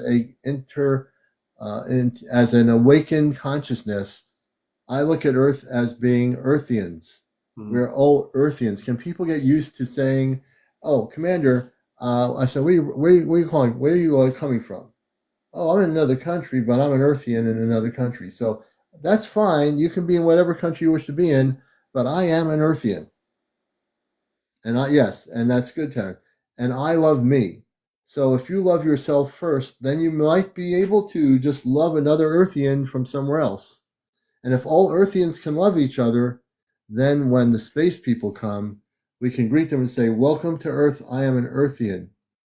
I'm not an American. I'm not a Chinese. I'm not a Japanese. I'm not Hindu. I'm not in India, from India. I'm not a person from Norway or Denmark or Greenland or whatever, or a little island in Tahiti. I am an Earthian. I just happen to live in a different part of the planet, but we're all Earthians of different colors, different species, different ways of life, but we're all Earthians. And once we do that, our planet is going to be such a better place. But we have to become Earthians. See, we have billions of people on Earth, right, Eddie? And we're not all Earthians because we don't even know what an Earthian is. So how can you be one? Yeah, yeah. I had a hard time coming to this planet. I had a hard time. Like I got that scar on my chin. Yeah, yeah. I forgot that I couldn't fly here. I didn't You, forget that I you, could fly. I yeah. didn't know anything about gravity. So You I had a hard jumped. drop. Yep. At 3.5 years old, jumped off a baseball diamond, tried to jump in back. I wanted to go home. I was like, I could just fly out of here, and nope. Yeah, right. And until speaking of flying, when I was a kid, I remember I thought I could go from the kitchen, and there were 6 stairs going to the den. And I said, you know what? I was young enough to think that I can float to the bottom of the stairs. And I felt like I'm going to float to the bottom of the stairs because my consciousness was still young enough to remember that there was no limitation. I was Mm. still I knew there was gravity, but I didn't know if I tried doing that, whether I would float down the stairs or fall down the stairs. And so what happened is there was a basement in the house. I opened the door up and said, I'm going to float down the concrete steps. I rolled down the concrete steps and I was perfectly fine. I rolled down all the steps, got up, and I was fine. I was surprised I was still alive, but I was fine when I got to the bottom of the steps. It was about 7 steps going into the basement. They were concrete. They weren't like, steps that are, either carpeted or whatever. They were concrete, and I went boom, boom, boom, boom, boom, got up, and I'm still here today. So the analogy of that story is when you remember who you are and you do these things and you think you can, there are things that, I used to believe in levitation. So, I'm a kid here with two other kids. I said, you know what? I don't know how I said. I said, I said, we can levitate you. I said, if you lay down in the grass, this other friend of mine, I said, we can levitate you. Now, I didn't even know anything about the word levitation. I'm sitting there as a kid saying, you want to be levitated? You want to get levitated? So I focus on him as a kid. I said, I told the other kid to do this. And we actually did levitate him a little bit. He was kind of freaked out about it. I only did that once when I was a little kid. I don't know what it was or why I even used the word levitation. I didn't even know what the word levitation meant, But hey, you do things, you don't remember why they are or how you did it, but it all comes back to before coming to Earth, we all had abilities that we still had in our consciousness, and then they faded away as time went on. Yeah. They faded away because we were indoctrinated with other people's beliefs. Right. That's right. So because they couldn't do it, so they tell us that we can't do it, and then we believe them. Yeah. So then when we believe that, then it becomes our truth. It becomes true. Yeah. Like we're, those limbs that I was talking about, those extra sensory perceptive limbs get cut off. So, once we start, like, it's that Bob Marley song, emancipate yourself from mental slavery. That's right. All Mental that means slavery, is that let go of the ideas of what other people have. Let go if they believe that they're in chains and they're in invisible chains, and say, no, you can't do it because I can't do it. I've always said, try me. And that's why my sister says, I don't know if you're insane or if you're brilliant. And I said, well, maybe I'm a little of both because, I did all the things that everybody said I couldn't. Right. I did all of them, Yeah. And I'm still doing, beyond. I believe you are, I believe you are. I think you are the person that's willing to walk a step forward into the unknown and take that leap and then say, I did it. You guys didn't think I can do it, but I just did it. I just went into another reality zone and made it through there, right? Yeah, and that's why I encourage other people to take those steps, to stop saying I believe and start saying I know. To move, because what people believe and then you believe is like me saying I believe in spirits. And if I say I believe in spirits, but I've never seen spirits, then I don't know what spirits are.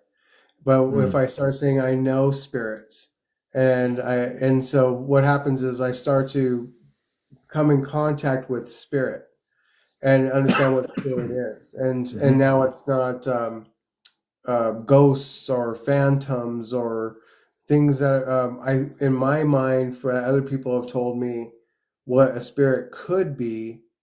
Understand what spirit is, the flowing nature of spirit through all things. I understand it now. And now I have a deeper understanding of it because I said I know spirit. I know spirit. And spirit showed me what spirit actually was. Yeah. And so now I have that understanding of spirit. Spirit is a feminine energy of the field of potential.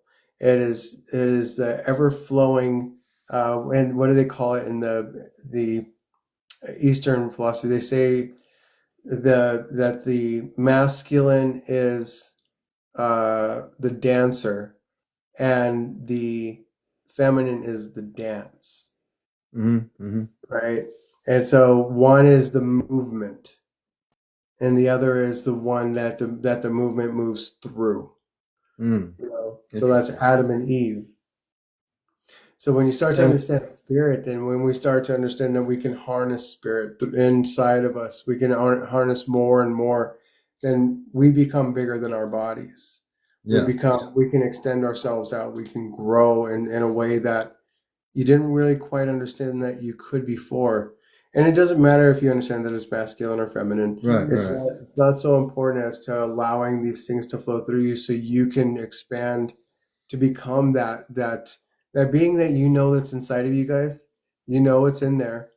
You You know that do. there's that being that like you've closed your eyes and you've floated in the stars and you went, this feeling of weightlessness has felt like forever, Mm, forever. I felt like I've floated in the cosmos like forever, just like when you're so calm. yeah. Uh, and it's true.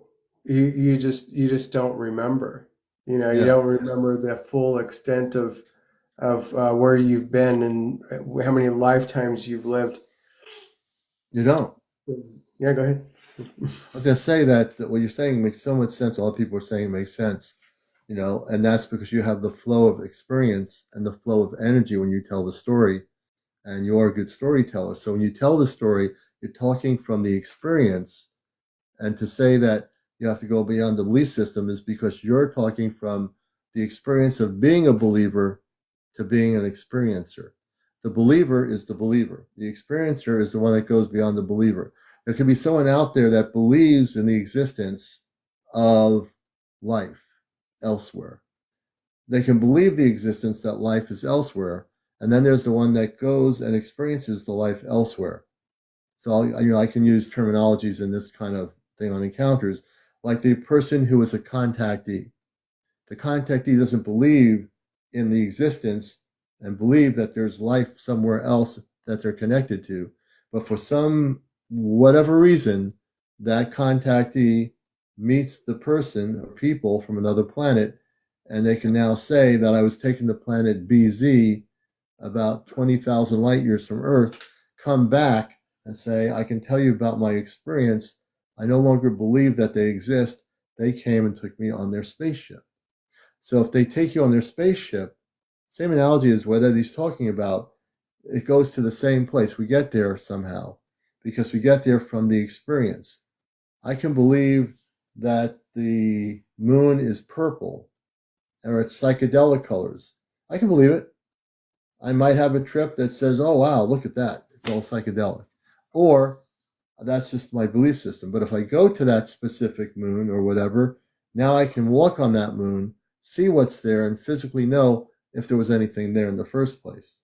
But if I believe something, I want to experience the thing I believe. Now, there eventually is a point, as Eddie's talking about, where he's went through so many belief systems in his lifetime that he's experienced most of it. I would say, for the time I've known Eddie for the last few years, I would say my understanding of him is that he has experienced the things he believes in on some level. It could be any level. He has experienced it. I have to. I can't believe in like if somebody said, "Do you believe in fairies?" Before when I never experienced a fairy, I'd say no, no, I don't. I know I don't say that they don't exist, but I say I don't know that they exist. Mm-hmm. And so I said until I have an experience with fairies, then I will not carry a belief system of them existing. I need to know for myself that they exist. And Yeah. as soon as so somebody went like this, they were like, "Oh, so the potential for you to know fairies is there." So they went, "I'm going to hand you this book," and they handed me a book on fairies, and I was like, "Okay." So it's all these different fairies from all that are documented from all over the world. Mm-hmm. So these woodland fairies, these bog fairies, and tropical fairies, and all this. I'm like, wow, there's a lot of fairies. Or people have a really big imagination about fairies. Not even a month and a half. Within a month and a half's time, I did a meditation, and then I turned the camera. Well, I got up and I was like, "What is that?" Yeah. You know, and it's in the tree up. I'm on the second floor of my building, and I'm like, so I went and grabbed my camera, and I'm like, "No way, no freaking way! What is that?" And it's morning, and there's a fairy in a tree, and I went, "Oh, okay, okay, okay." And then after that, then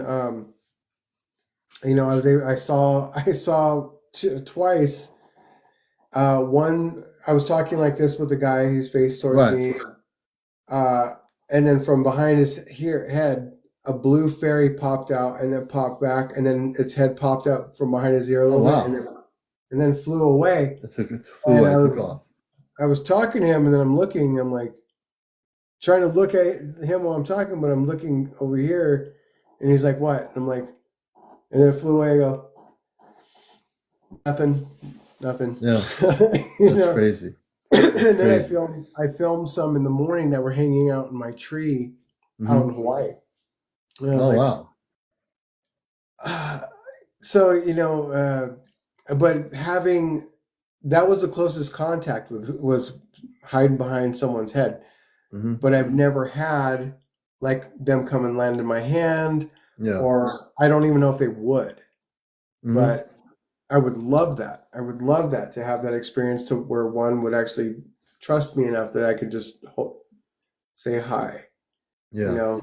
And that's the frequency that I want to be at, is to be able to make that kind of contact with something that's even here, not Right. just from another star system. Right. And I do also concur. Like, I love fairies. I know people in our lives that have fairy contacts all the time.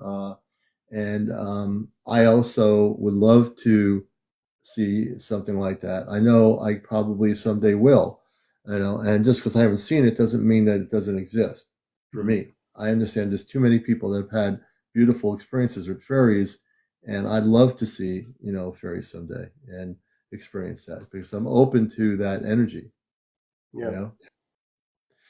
I'm gonna let you talk for a minute. I'm gonna get some more apple cider. I'm having a little bit of a meltdown. No, I'm just kidding you, but I am Hey, empty. That's not good. So fill I'll it be right up. back. I'm gonna let Eddie take over for a minute. Not the picture I took in the museum was a flashlight of a camera. Right. Yeah, you saw the guys. I don't know, Kikio, if you were here the other night, but this guy was showing some of the things that he took. And I'm going to suggest this to all of you. Okay. Very importantly, like when we're starting to talk about vibration, like you have your phone on your camera, or your camera on your phone, excuse me. Um,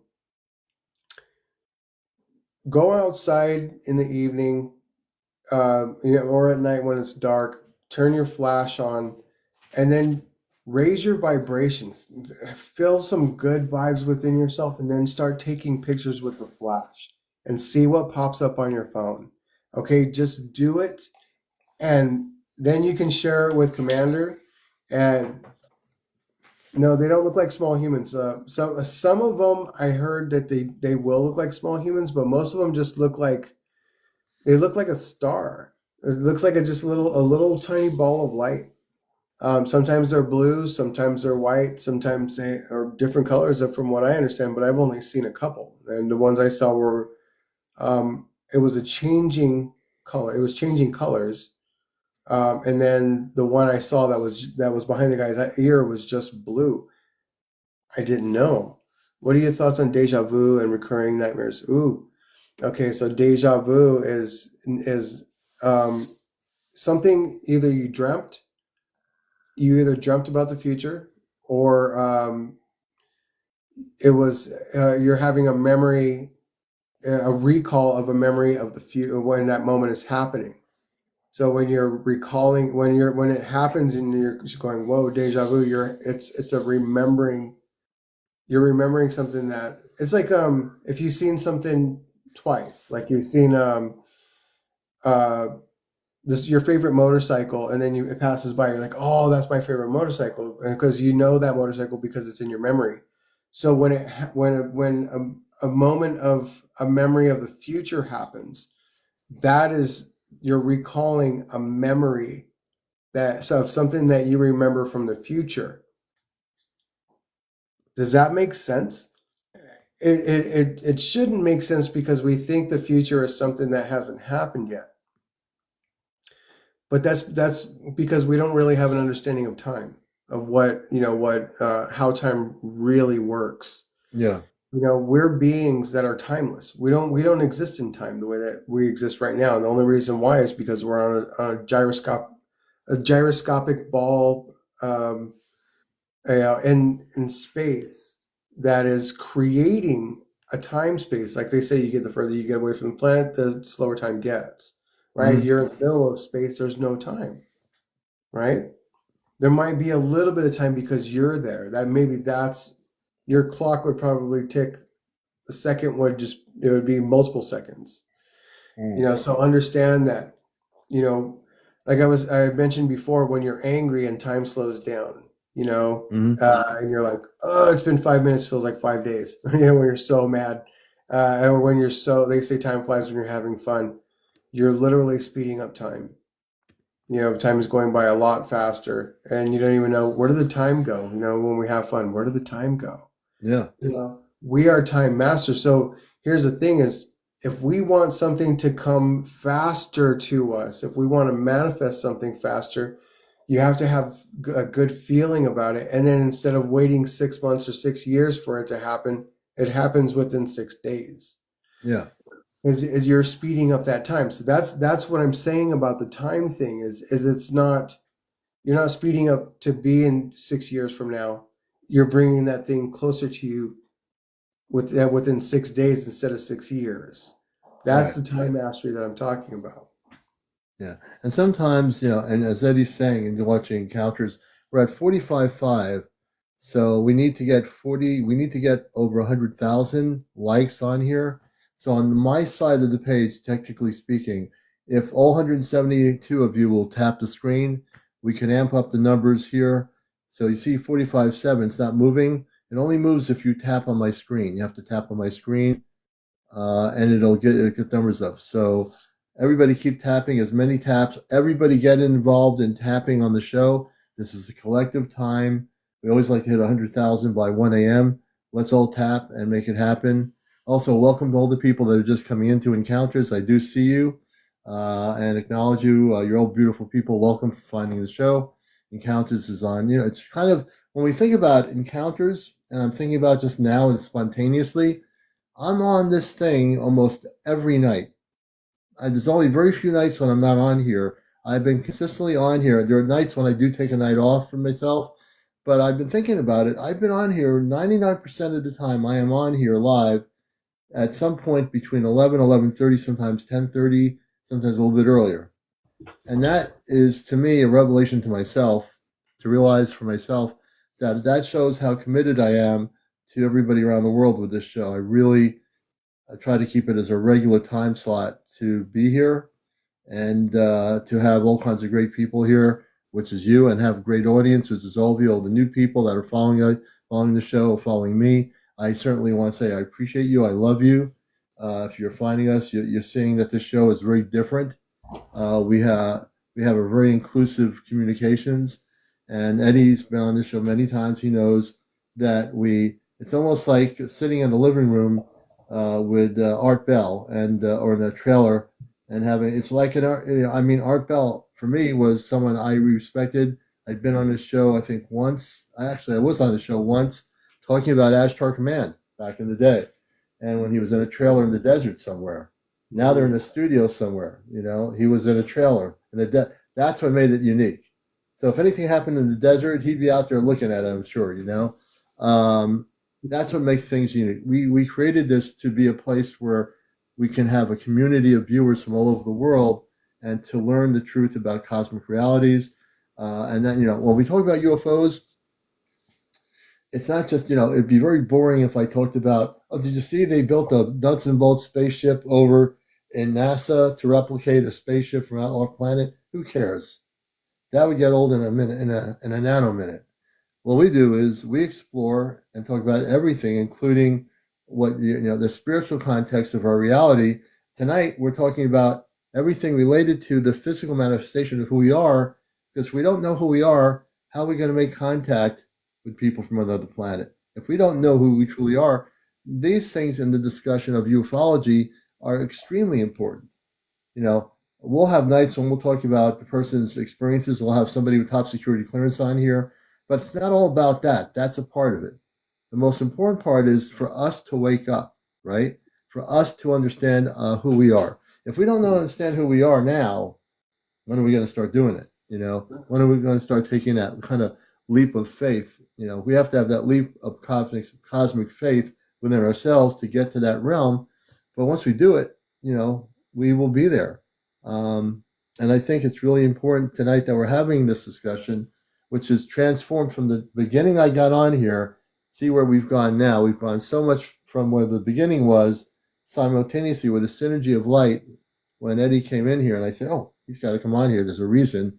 And it's because that prompted his beginning of saying, oh, I was listening to what you're doing, and it all came together like a puzzle. Perfect, a perfect puzzle. You couldn't make it up. And he was able to stream into that part from the spaceship and what that meant, which is very important, a replica.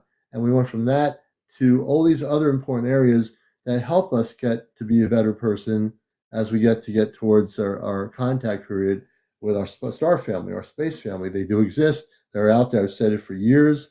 And we're all going to, even if you don't feel like you're going to be connected to a star family, or you have a star family, or you don't have a star family, let me make this perfectly cosmically clear.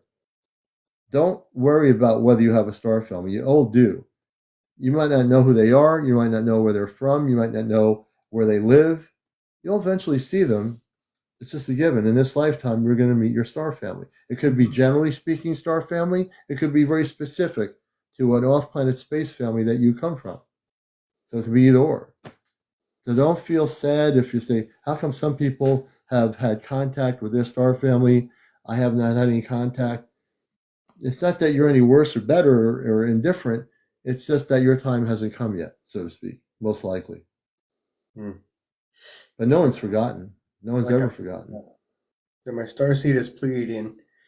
Yeah, yeah. Some people know the origins of their seeding, where they seed from. You know, one of the things for the human race, I think it's the entire human race. Mm-hmm. Um, one of the conclusions I've come to is, the crisis that we're having as a species, because it's so young, is that we're having an existential crisis, a crisis of existence, because we don't we don't have what, like star seeds from the Pleiades. The Pleiades have been there for so long, and they've been an evolved species for so long. They don't have that existential. Um, they know their full beingness and their full awareness. That's why they're able to help us from the Pleiades, right? Human beings, we're still uh, making, cars and light bulbs, and we're still talking with this thing, where they're just these beings that their technology is fulfilled pretty much. Mm. We're still very, very uh, early in our development as a species. I always say we're probably like in our early teens as a Mm-hmm. species as a whole. Yeah. We have such a long way through our maturing process.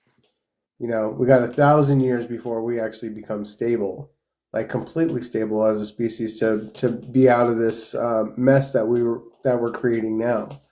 And we'll get there. We'll survive this, because Yeah. we've survived a lot more things. Um, where we'll become, our fields will become stable, and we won't even, these conversations won't even be on the table. We'll be too busy terraforming with our minds and traveling, Yeah. from Yeah. here to other star systems and stuff in 1,000 years. In a Yeah. 1,000 years, this will all be just a distant memory. But in the meantime, you know, we want to know. We want to know where we're from. We want to know who we are as a species, as individuals. Um, why life is so long but feels so short. you know, Yeah. we don't understand, like, all even the things like I was saying about space and time. It's like, if you just understood that you're a time master, that you could you could make things manifest by feeling.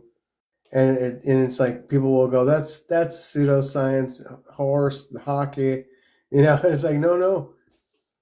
You can say that, but if you try it and find out. And if it works, and then some people will go, well, it worked, but that could just be coincidence. That's why you try it again. Right.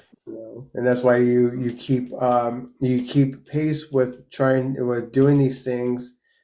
And if it works, then you're going to be on over here telling other people, and then listening to other people go, that doesn't work. It's pseudoscience. You're going to be in my seat going, well, you're going to have to try it. Or you don't. You don't have to do anything. You can sit there and negate all you want. You can negate anything. Right. But, until you try it, you don't know if it works or not. It's hard. It's hard. It's like talking to that negative teenager, right? That thinks that they know it all. That's where, and I see that we see that in our world, the world views and every aspect. So it's more important for us to explore what's within, to find out what works, what doesn't work, what we can do for ourselves, and what our abilities are. Yeah. We have a guest. We haven't any real people on here. Hey, Bridget, how you doing? Hi, how are you? We're doing good, and welcome to the show tonight, my friend Star Um, Knowledge of Star Knowledge Podcast. I was just tapping. I didn't know I requested to get up there. Oh, really? You know It what? The was, it weirdest was an thing is, on accident. my show, you tap and something happens. Yeah, Do you yeah. have any? You want to ask any questions or? Oh, sure, there is one. I was thinking, so other beings from other planets, would our world, I wish our world wasn't like that, is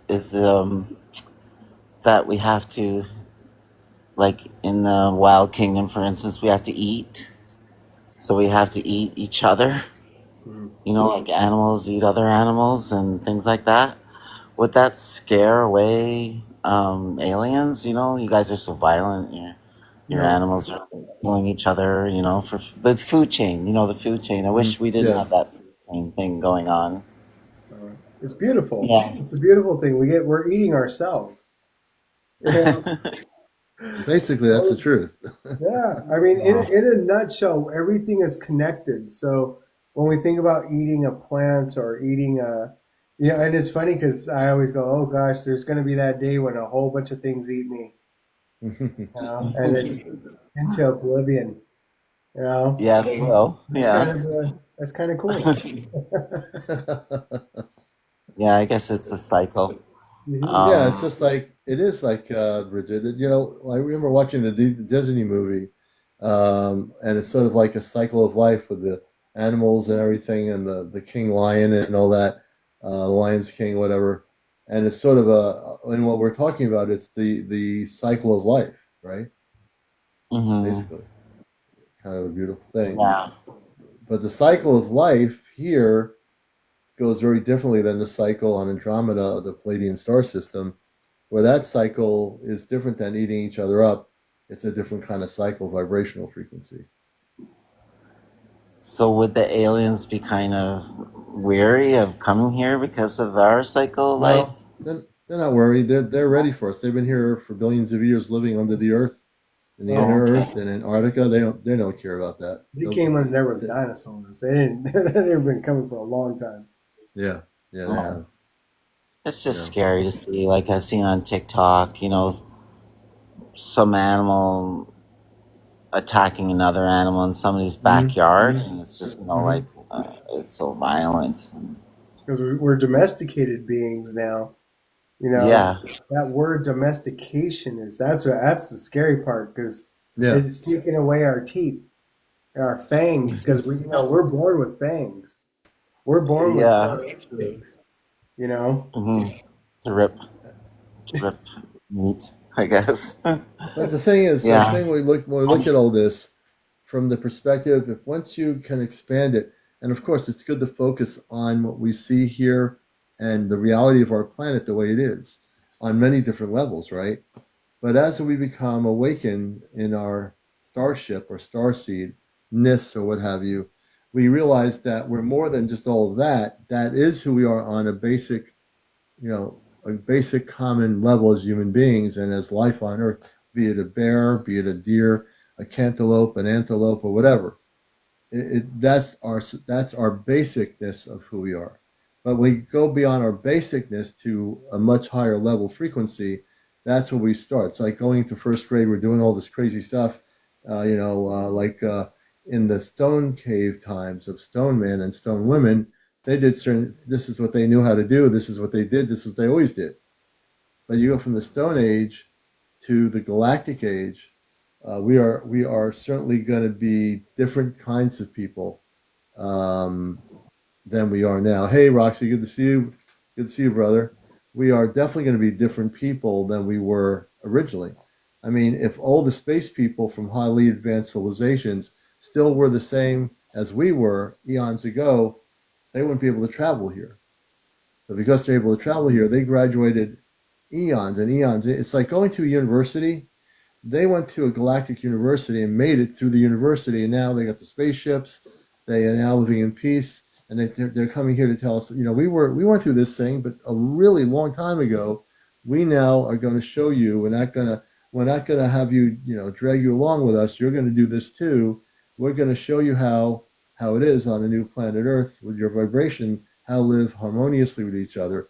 But they're not going to do it for us. They're going to give us the tools to do it.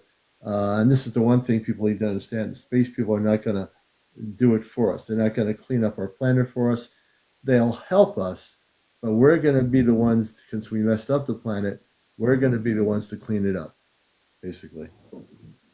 Yes. Yeah. It's And we inspired. can. Yeah, Yeah, that's good. it's all What do you good. think about space beings? Are there some space beings at war with each other? Like, do they all get along Hmm. pretty well? The space beings that are in conflict with each other would be the lower vibrational beings that have been on Earth, who've been trying to keep this planet the way they want to deal with it, with the people that run the world governments that have had contact with the negative ETs. Not to say that the Earth governments have not had contact with the positive ETs, but they don't like to listen to the positive ETs because that's too good. That means they lose all their power. When they've worked for 70 years in our current Earth history with the negative ETs, um, the negative ETs are conflicting with the good ETs, the good positive beings of light. The positive beings of light, people say to me, do they have weapons? Oh yeah, I'm sure they do. I mean, obviously they do. They don't want to use them, but they have to have protection because the negative ETs want to destroy the good people so that there's no more good people left. But the good people, who are the star beings from other planets, are too hep to the garbage that the lower ETs are trying to do. And let me put it frankly this way: the star beings can outmaneuver any negative ET civilization in the universe. They can Nice. neutralize their spaceships. They can take them and they've captured them. That many space lower vibrational ETs living on our planet have been over since the last couple of years. They are being taken off planet, being captured, and they can't come back. They won't be allowed to be on Earth when contact happens. It's just something that will not be allowed to be happening. Roxy is a friend of the show. Let me see here. And Roxy, I'll bring Roxy up with us here. I don't always have three people up, but I know the people I'm bringing up, so we'll bring Roxy up. Roxy's a beautiful soul and been with us before if she wants to come up. But there's been these conflicts with, and this before you and I all lived, all of us here, there have been intergalactic wars on Earth. I mean, let's face it, the wars between Lemuria and Atlantis, we hear the stories about that. How could we know the stories that have been told about Lemuria and Atlantis if they weren't true? And those stories have been going on for thousands of years, right? But in our history, how many people out there know that the Atlantean scientists had a conflict with the Lemurian civilization in the Pacific Ocean? There was a conflict between both civilizations. Now, the Lemurians didn't start the conflict, but the Atlanteans, who had the power, The Atlantean people didn't want conflict, but the people in charge of the power, just like current society, you have these people trying to blow up things and destroy people and blow up their homes, and there are people that want to live in peace. Well, the people want to have the conflict. They did with the Lemurians. The Lemurians still exist, but they had a major conflict with the Atlanteans at one time. Hey, Roxy, how you doing? Hey, good. How are you? I just where I put down on there is just like as humans on Earth, there's definitely disagreements, and just as we have with with politicians and laws and things Yeah, that happen. So yeah, there is that in other countries. So there is definitely for sure war between other ETs yeah, because there is not all ETs are good. yeah, Some want to bring evil and bad things into this world, and yeah. case may being let's just say other bad ATs putting implants in people because they want to see to have them harmed. So Right. it just And puts you in you know in that firsthand light. because Is that yeah, yeah, you there's know. definitely problems. But the good news is though, even though they exist, and I'm going to go back to Bridget in a minute and back to Eddie, is that they're not going to be able to stay here much longer. They're being taken off planet because of what they've been doing and what they have done, and that the galactic civilizations of peace, they're already here. They're living. They've been living in our Earth called the Agartha network for millions and billions of years. We as surface dwellers only know about it because of the current knowledge of our consciousness has increased than it was 10,000 years ago, or maybe 5,000 years ago, or 100 years ago. Um, and you can feel it. All of you probably feel something weird or a shift going. I know I feel a shift that's really heavy going on here. And this is the ending of an old cycle of Earth and the beginning of a new cycle. And I think the Hopi spiritual elders would talk about cycles, and the indigenous spiritual elders talk about cycles, right, Eddie? And we're going through different cycles, and the Oh yeah. Kachina and everything. I know about all this stuff. And we're going through a very awakening cycle that's going to be not a place of conflict, not a place of intergalactic war between civilizations. The ones that want to cause all the problems, they're not going to be going into that vibrational pattern or frequency that all of us, Bridget, Roxy, and everyone here is going through. We're all going to be going into an uplifted mode, which we will eventually see is a beautiful place to be, and we're going to get there. I'm going to show you I'm guys. I'm going to show you I'm something curious that about you the could do. Atlanteans. Did they survive? Are they still around? What was your The question, Bridget? Atlanteans. The Atlanteans are. Did they Oh, the survive? Atlanteans? Yes, the Atlanteans and the Lemurians do exist. The ones that didn't create the conflicts on they do exist. Atlantis is in a different frequency. Lemuria is in a different frequency, a slightly higher vibration. That's why we don't see it. Um, and the land of Mu, those that lived on the land of Mu, we know about these ancient civilizations, the advanced civilizations that were where the pyramids were in Egypt. Those civilizations still exist, but in a slightly higher frequency than we are. Uh, Sorry Eddie, to what were you? interrupt. No, Oh, no, You no, were no. showing. It's you're all talking good. about the It's all good. Kachinas. It looks beautiful. Oh, that is beautiful. Look at that. And Eddie, can you explain to people watching this what a Kachina doll is? Or what the Kachina? They're Pleiadians. So they're star people. And that one is the statue is the buffalo. That's the buffalo Kachina. Um, but they are Pleiadians. They're just that's just the way that that they were able to be expressed by natives Mm-hmm. on how they looked. So basically, when you look at that cylindrical head, there, Mm-hmm. it's almost like a spacesuit. Yeah. Uh, It, but they're all the knowledge that comes from the Hopi and Anasazi and the Lakota and all these different nations, and they all have the same story. They just tell it a different way. mm-hmm. Mm-hmm. But they're talking about, and they don't talk about things happening within the last couple thousand years. They talk about things that have been happening for millions of years. Yeah.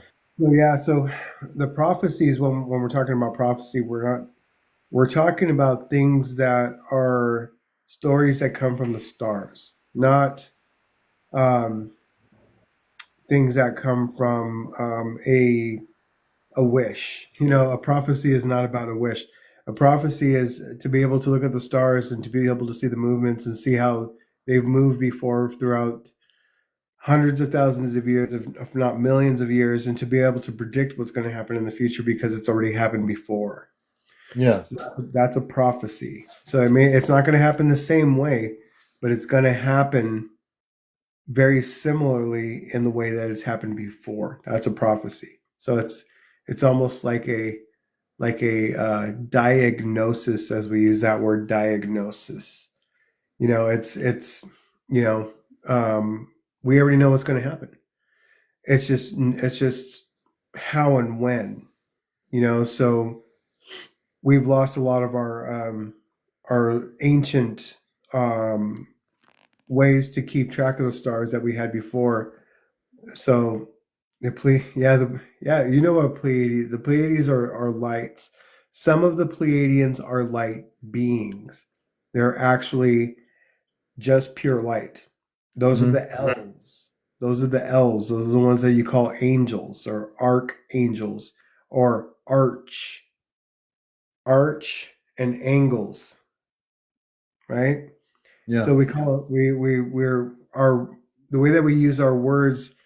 You know, when we call them, okay, you want to see an archangel? So we right here. Those are arcs and angles, right? Hmm. It's a star. So they're they don't have bodies. They don't need a body. They're consciousness that doesn't need an encapsulated uh, an encapsulation to be conscious. They're able to help us as being light, right? So we are encapsulated light beings. We're conscious soul, SOL. You are the SOL, the soul, the star.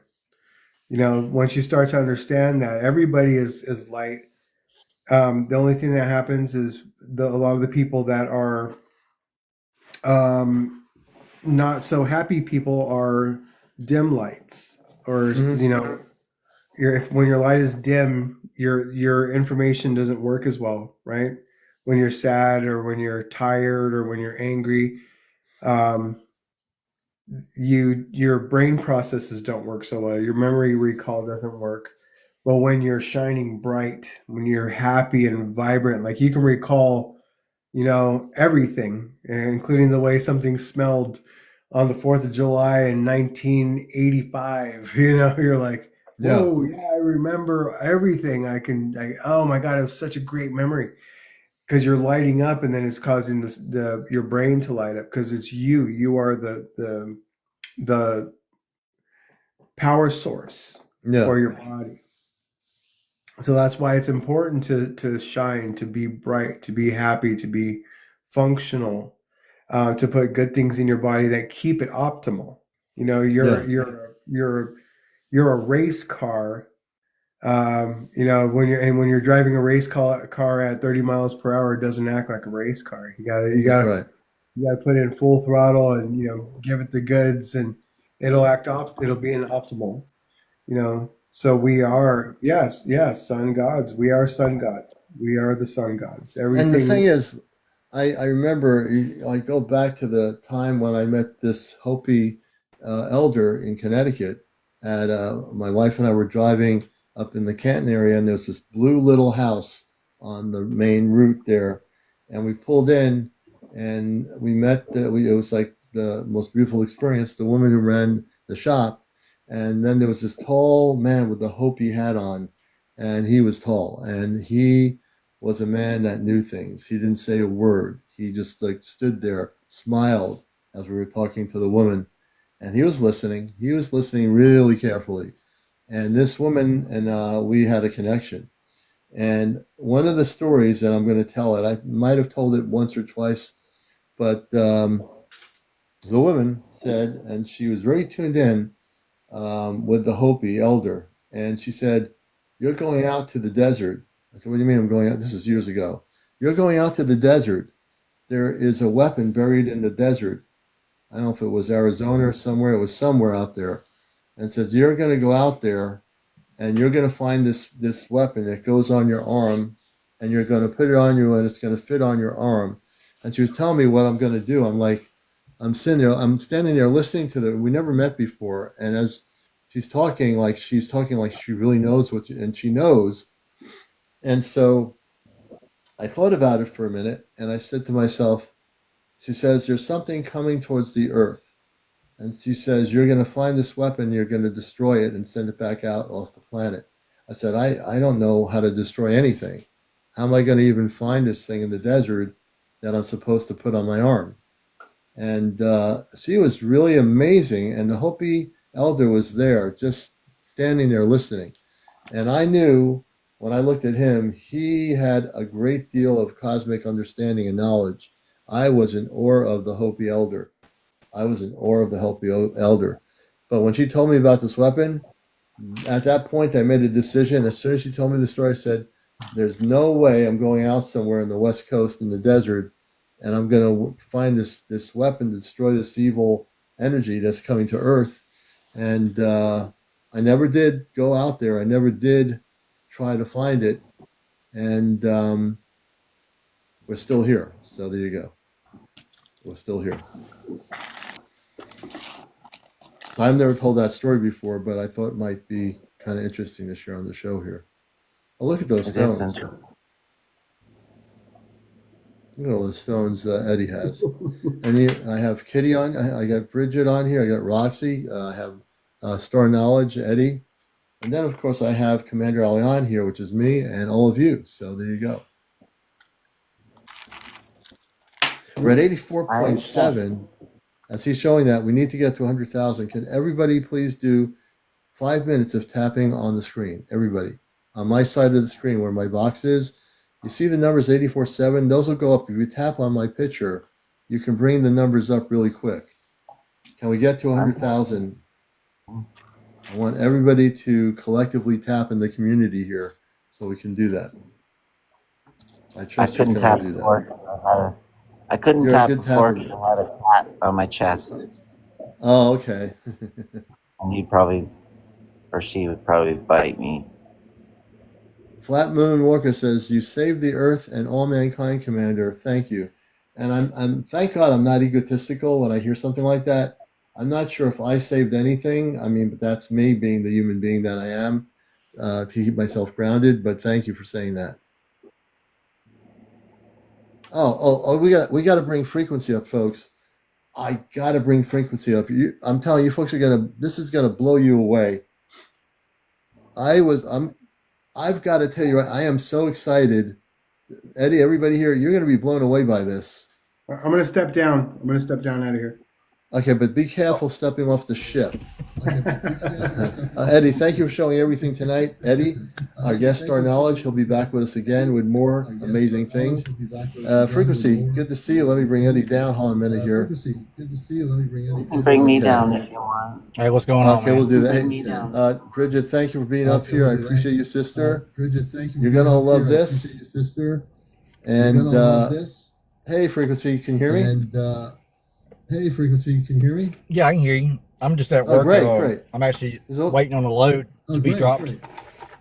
Yeah, if you want to come on camera, brother, you can. I got to give you an introduction. Frequency is amazing. I don't know if you can see me because I'm in the truck. Oh, yeah, in the truck, okay. Frequency has a video. Yeah, I'm sitting waiting for a load. So you have a video of. When I first looked at it, I thought you were recording a spaceship and a city somewhere. But you recorded a huge spaceship, correct? That's right. I'm going to bring it up. It started. I'm going to bring it up. Yeah, go ahead. Okay, let me. I've got to go here. And that's probably the worst. That's probably the worst video I have of it. Literally, I'll have some that's you can tell more of the material of the craft, you know, Mhm. and it's kind of got like waves in it and with little bitty squares all over it. Kind So of a where are these gunmetal color. all these lights I was looking at earlier? But as you see in that video, I mean, it's lit up like a Christmas tree. Okay, folks, and you're where these all these lights are. There's no. Are you out in the country or desert or something? I don't know why you're cutting out on me. Okay, are you when you took this video 17 is. hours ago? I couldn't hear you. My bad. Were you out in the country where all these lights are blinking? I thought they were cities. No, see, I probably wouldn't have seen it. I drive across country doing hot shot work, and I probably wouldn't have even noticed it, other than I was coming down, coming into Needles, California, just right there at the state line, and it's probably about 12 o'clock at night, and all of a sudden, out of the woods come like 5 craft, probably the size of like the little kid trampolines, you know, and they had probably 50 lights on them or so, and they were hovering right above the traffic. They come out right above the traffic, you know, and shooting up the traffic, the opposing traffic, just going straight up the traffic. I'm like, what in the world? So I get my phone out, trying to record, and it goes instantly dead. So I'm like, dang. So I pulled over to the side of the road, and there's a railroad track that runs right to the side. So I got my phone charged, and whenever they come out, they went to a field across the road. They crossed the highway, and there was in a field like 50 or 100 of them just hovering in the field. So I'm recording them or whatever, and I got my little meditation sound bowl out, my singing bowl, and I was sitting there doing it while I was watching them or whatever. And all this kind of weird stuff was going on. And then I looked over to the right because someone was shooting that way, and I seen, you know, the craft. And I was like, hold on, is that a sea? I was like, no, that's because you can see the one right there that's hovering above it. Yeah. So see that one I right want there to was ask you, the ones on the bottom. When I first was watching it, I thought you were coming into a city in some state. Is that a spaceship? Yeah. Look, if you're looking, look, I literally, this is probably the worst video that I have of it. I got some better videos where you can actually see the rooms in them. And I think toward the end of this video, you can see the little rooms in them and the actual kind of the beings in them. But what's unique about this also is I got some messages through this chip. You know how you can like take a picture and then you can get like your Google imaging thing and search for like text or whatever. Okay, well I did that on one of the screenshots of the video, and I got several messages from it. They were, you can kind of do them in a series of things and you get different wordings, but pretty much all the words was like it said, locate. It was in actually 3 different languages. It was in Spanish, English, Portuguese, and something else, I think. But it said locate 12.1 something soon. Then it also said 8.7 MI. Then it said something about the ice caps or something. Then it said it said something else. But it was I really haven't had time to even go through all the footage. I got probably 45 minutes of footage and probably 50 photos. And it's like, that's literally the worst video. Like the other ones that I got, they're in the pictures, you can see that it's actual craft. You know, there's no denying that it's a city or whatever, because you can see the material of the craft, and it's kind of like a gunmetal, and it's kind of like in a wavy form. It's not really like straight like kind of what you would think it is by the pictures of the lights. It's kind of like in a wavy form how it's built. And then but not only that, I knew that it wasn't a city just from all the stuff that I go in and just seeing it myself, but just the next day I had to have some peace of mind, just to like, what if, you know what I mean? So I come through there the next day, and there is nothing for as far as you can see with the eye but just flat land and mountains. Oh my God. And what it is, it's a railroad track that runs right there, and it's flat as land as it can be. And I guess you think about it, a craft that size, that could probably be one of the only few places that it could land would be next to a railroad on a large flat plain, and that's exactly what it did. A flat area, and I even Googled Earth and all that. Look, there ain't even no kind of city or nothing nowhere near. It's all just that one railroad track. I want to. Can you email me one of the better videos? Oh yeah, yeah. Like I said, I just haven't had time. I mean, I've been working. I drove from Mississippi to Northern California and then Oh my back, gosh. and then I was home. I was home for one day, and then now they Yeah. sent me from Mississippi to. I'm in North Carolina right now. I'm waiting on Okay. them. So, with Right. this where you were at the time of the video, you're what state was that in? That Excuse was me. in the right there at the California state line. I believe it's called Needles, California. Needles, California. I I, you I know, I got the time. I got the stamp on my pictures. You know, 'cause I get the yeah, location yeah. stamp and all. I can get it all together. I'll send it to you. You know, the way you can even check out for Google Maps yourself Oh and get, yeah. you know, see that there's nothing around. I want to But do a whole the, show with you. I know you travel and you drive in interstate. I want to do a whole show. I mean, I want to show a lot of the footage of the good of these mothership. When I first oh looked yeah, I at it, I said, mean, "What the heck?" I didn't know what I was looking at, and then I said, "Wait a minute! Now I know where you are. There's no big city out there. That thing is a mothership." uh-uh. And like just all the colors and then some of the other videos that I have, like they're flashing, like they're all of them flashing in sync, and it's just like it's strobe, like it's. Yeah. Well, wait until you see the other videos. It's under. I don't care who you are, you can't debunk it. I mean, No, you 100%. can't. There's no way you can. I mean, It is now I what it know. is. I mean, yeah. When we show that But video on here on the live, and I've noticed when I look at TikTok, it's not showing that I'm live here. I just realized that now. I'm going on TikTok just for a second, and I go on TikTok. Let me just see here. Hold on a minute. Just go But back see, one like second. I even have the pictures of some of the beings that was in that ship, Oh, and really? pretty good pictures. I mean, there's not no kind of really blur to them at all because if you see some of the crafts that were floating above it, kind of right there, well, there was a lot of weird stuff that happened on in some of my videos. Like even one of the videos that I took, because they're all about 5 minutes long. I did it in little sections, but it's like my voice is skipping in the entire video, and it's like glitching, and there's all kind of like holograms that's kind of like popping up in the video, like that's not supposed to be. You know what I mean? It's Yeah. but there's some of the beings that I see in it. They're an illuminated being, but they have like a very elongated skull, um, like more than usual I've seen, and it seems like they have a kind of a large black eye, but that's only one of them. But there's another illuminated being. It's kind of like a yellowish illumination also. Mm. Um, and then there's another kind of illuminated one, but I really ain't had, like I said, I haven't had time. I get so much of like that, so much of these UFOs experiences. Like if you've seen my page, it's all that is just my experiences. Ain't none of it AI, ain't none of it copy content. All that is legit. I mean, it's been going on for probably 4 or 5 years now, and it's I don't know, man. It's just it's every time I go on a trip on any of these things, like they always follow me. They're always on my especially if I go to Florida, it seems like the most. But even after this experience right here, they followed me all the way until daylight. I mean, it's Mm. usually like just like the star-like orbs that are on each side of me when I'm traveling. But these were more of the saucer shaped, like with the 5 lights on the side of them. And Mm-hmm. then this time I seen something that I've never seen before. It was like 3 halo orbs, kind of in a triangular Mm. shape.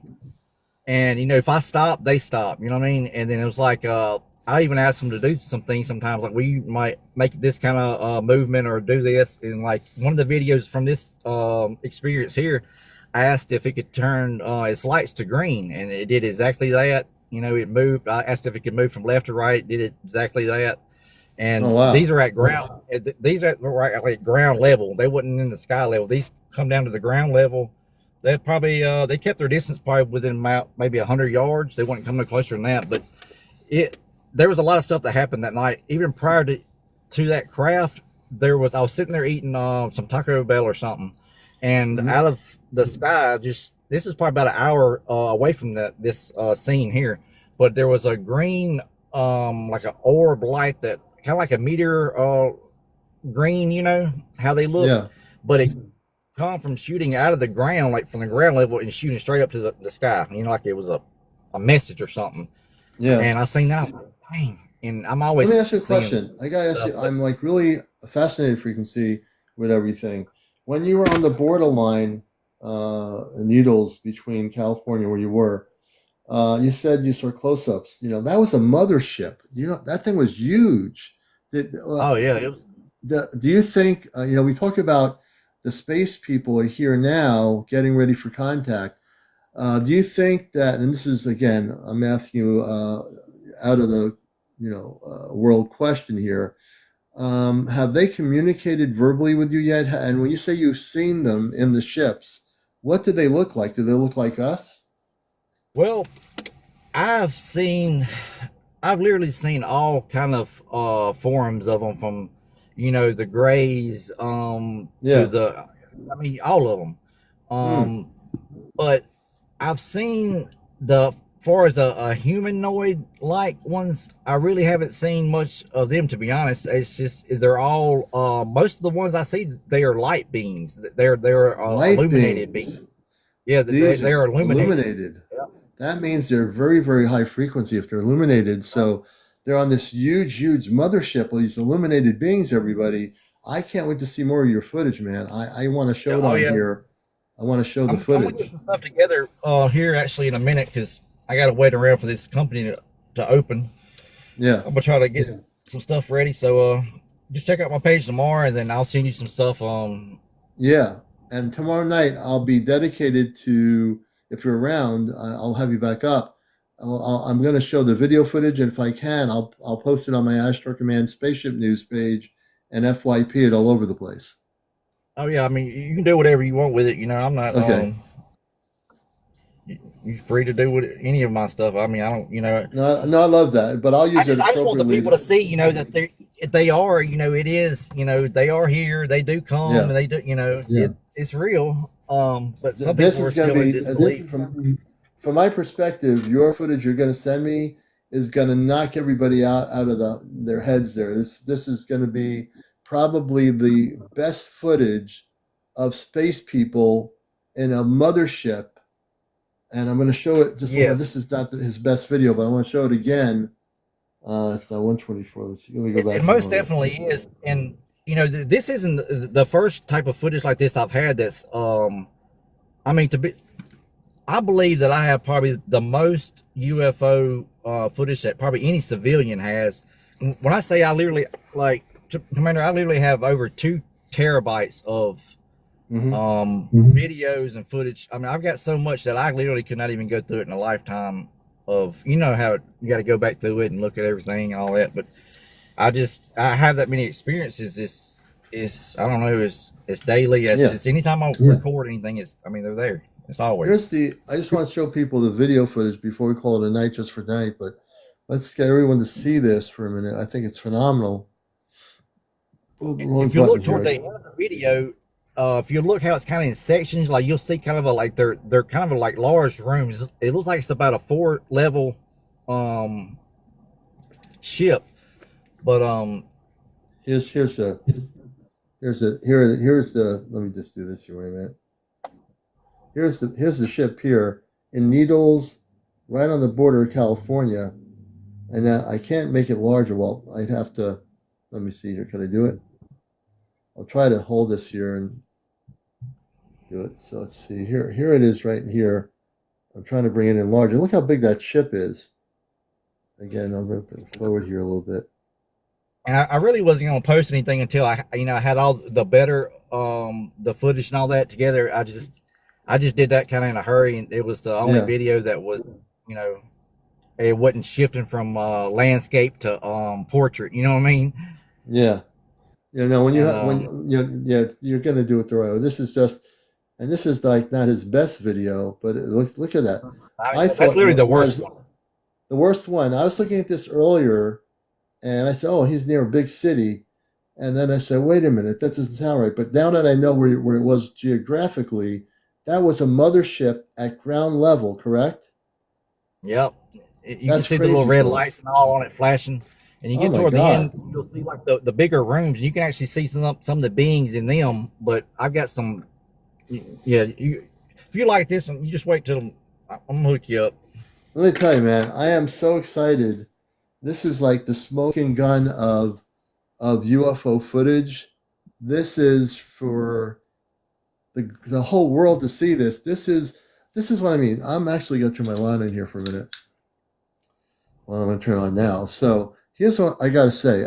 My thoughts are going all over the place here, but I got to say, your footage is going to make the Department of Defense release of UFO footage at the Department of Defense look like kid stuff, twiddly, Oh yeah, it's whatever like, you want to call it. You know? they know I have these things too, and I believe that's a reason why I'm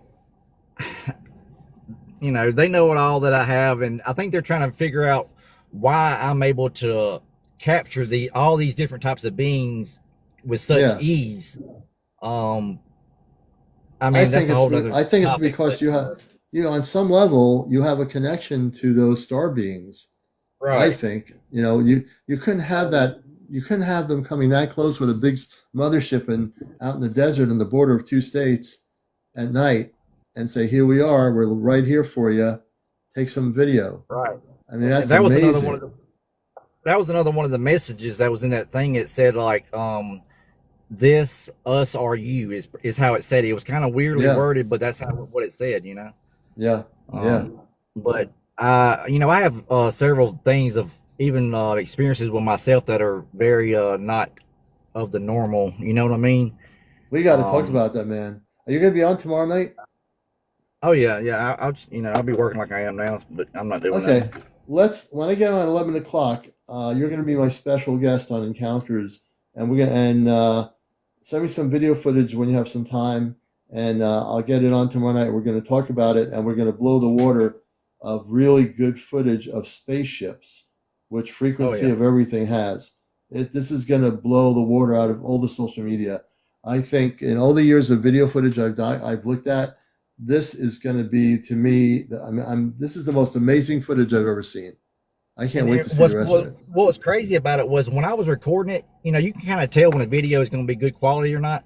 Like Yeah, I thought it was going to be crap quality because, yeah. but when all of them come out, it's like they did that for me or something. They made it clear as day for me when it was on playback. It was like, well, I was like, what in the world? I was like, well, that's good. But Hmm. when I was recording it, I didn't think it was going to be that good, and I guess it turned out perfect actually. Yeah, see, you don't have to be a professional. If they want you to see good video, they're going to give you time to record it. Yep. So I want to bring you on tomorrow night. I appreciate everything you're doing, documenting this. We're going to have a great show tomorrow night, and I'm looking forward to it, man. So Oh yeah. thank you so You say much. 11 o'clock. 11 o'clock Eastern. Yep. Alrighty, man. All right. Hey, Frequency. Everybody, Frequency. Thank you so much, I'll man. see I you tomorrow. appreciate you. All right, Oh we'll yeah, do. appreciate you. We're going to bring him down, and we're going to get some good footage. He's got a lot of footage. Now, this is the thing. Okay, let me bring him down here. And Roxy, we'll bring you down too, brother. Thank you for being here too. Let's do this here. And this is the thing. Um, that footage, and that wasn't the best footage. I thought it was a city he was near because he's a truck driver. It wasn't a city in like an Earth-based city. It was a mothership. Do you realize, folks, that we just saw even that he has better footage, and that was a mothership? And he says, and I asked specifically, what did the beings look like? He said, light beings and a mothership, the good people. That's right. Roxy, that's right. We get better footage than the Department of Defense has put out in the last 2 to 3 years. We have the real thing here. We have people like Frequency that are recording spaceships on the ground level in the desert between two states at night. Perfect place for the spaceship to go. Perfect place for the contact to happen. And he can see light beings, and there's windows in the mothership, and he can see the light beings in it. This is what it's all about, folks. This is where we're going. And there'll be a time when all these big motherships will be all over the planet. And that mothership was in an area that was more desolate. There was no big cities or anything around it. What better place for them to make contact with them, right? What better place? I can't wait. All right, folks, I got to go to sleep. It's 1:30. I got to get myself to sleep and just realize I have to get off the show here. Thank you all for being here. I love you all. all the new people. Thank you for getting us over 100,000. It's 132. And yeah, everybody have a great night. We'll see you tomorrow at 11. This has been Encounters. Yours truly, CmdrAleon. Take care, everybody.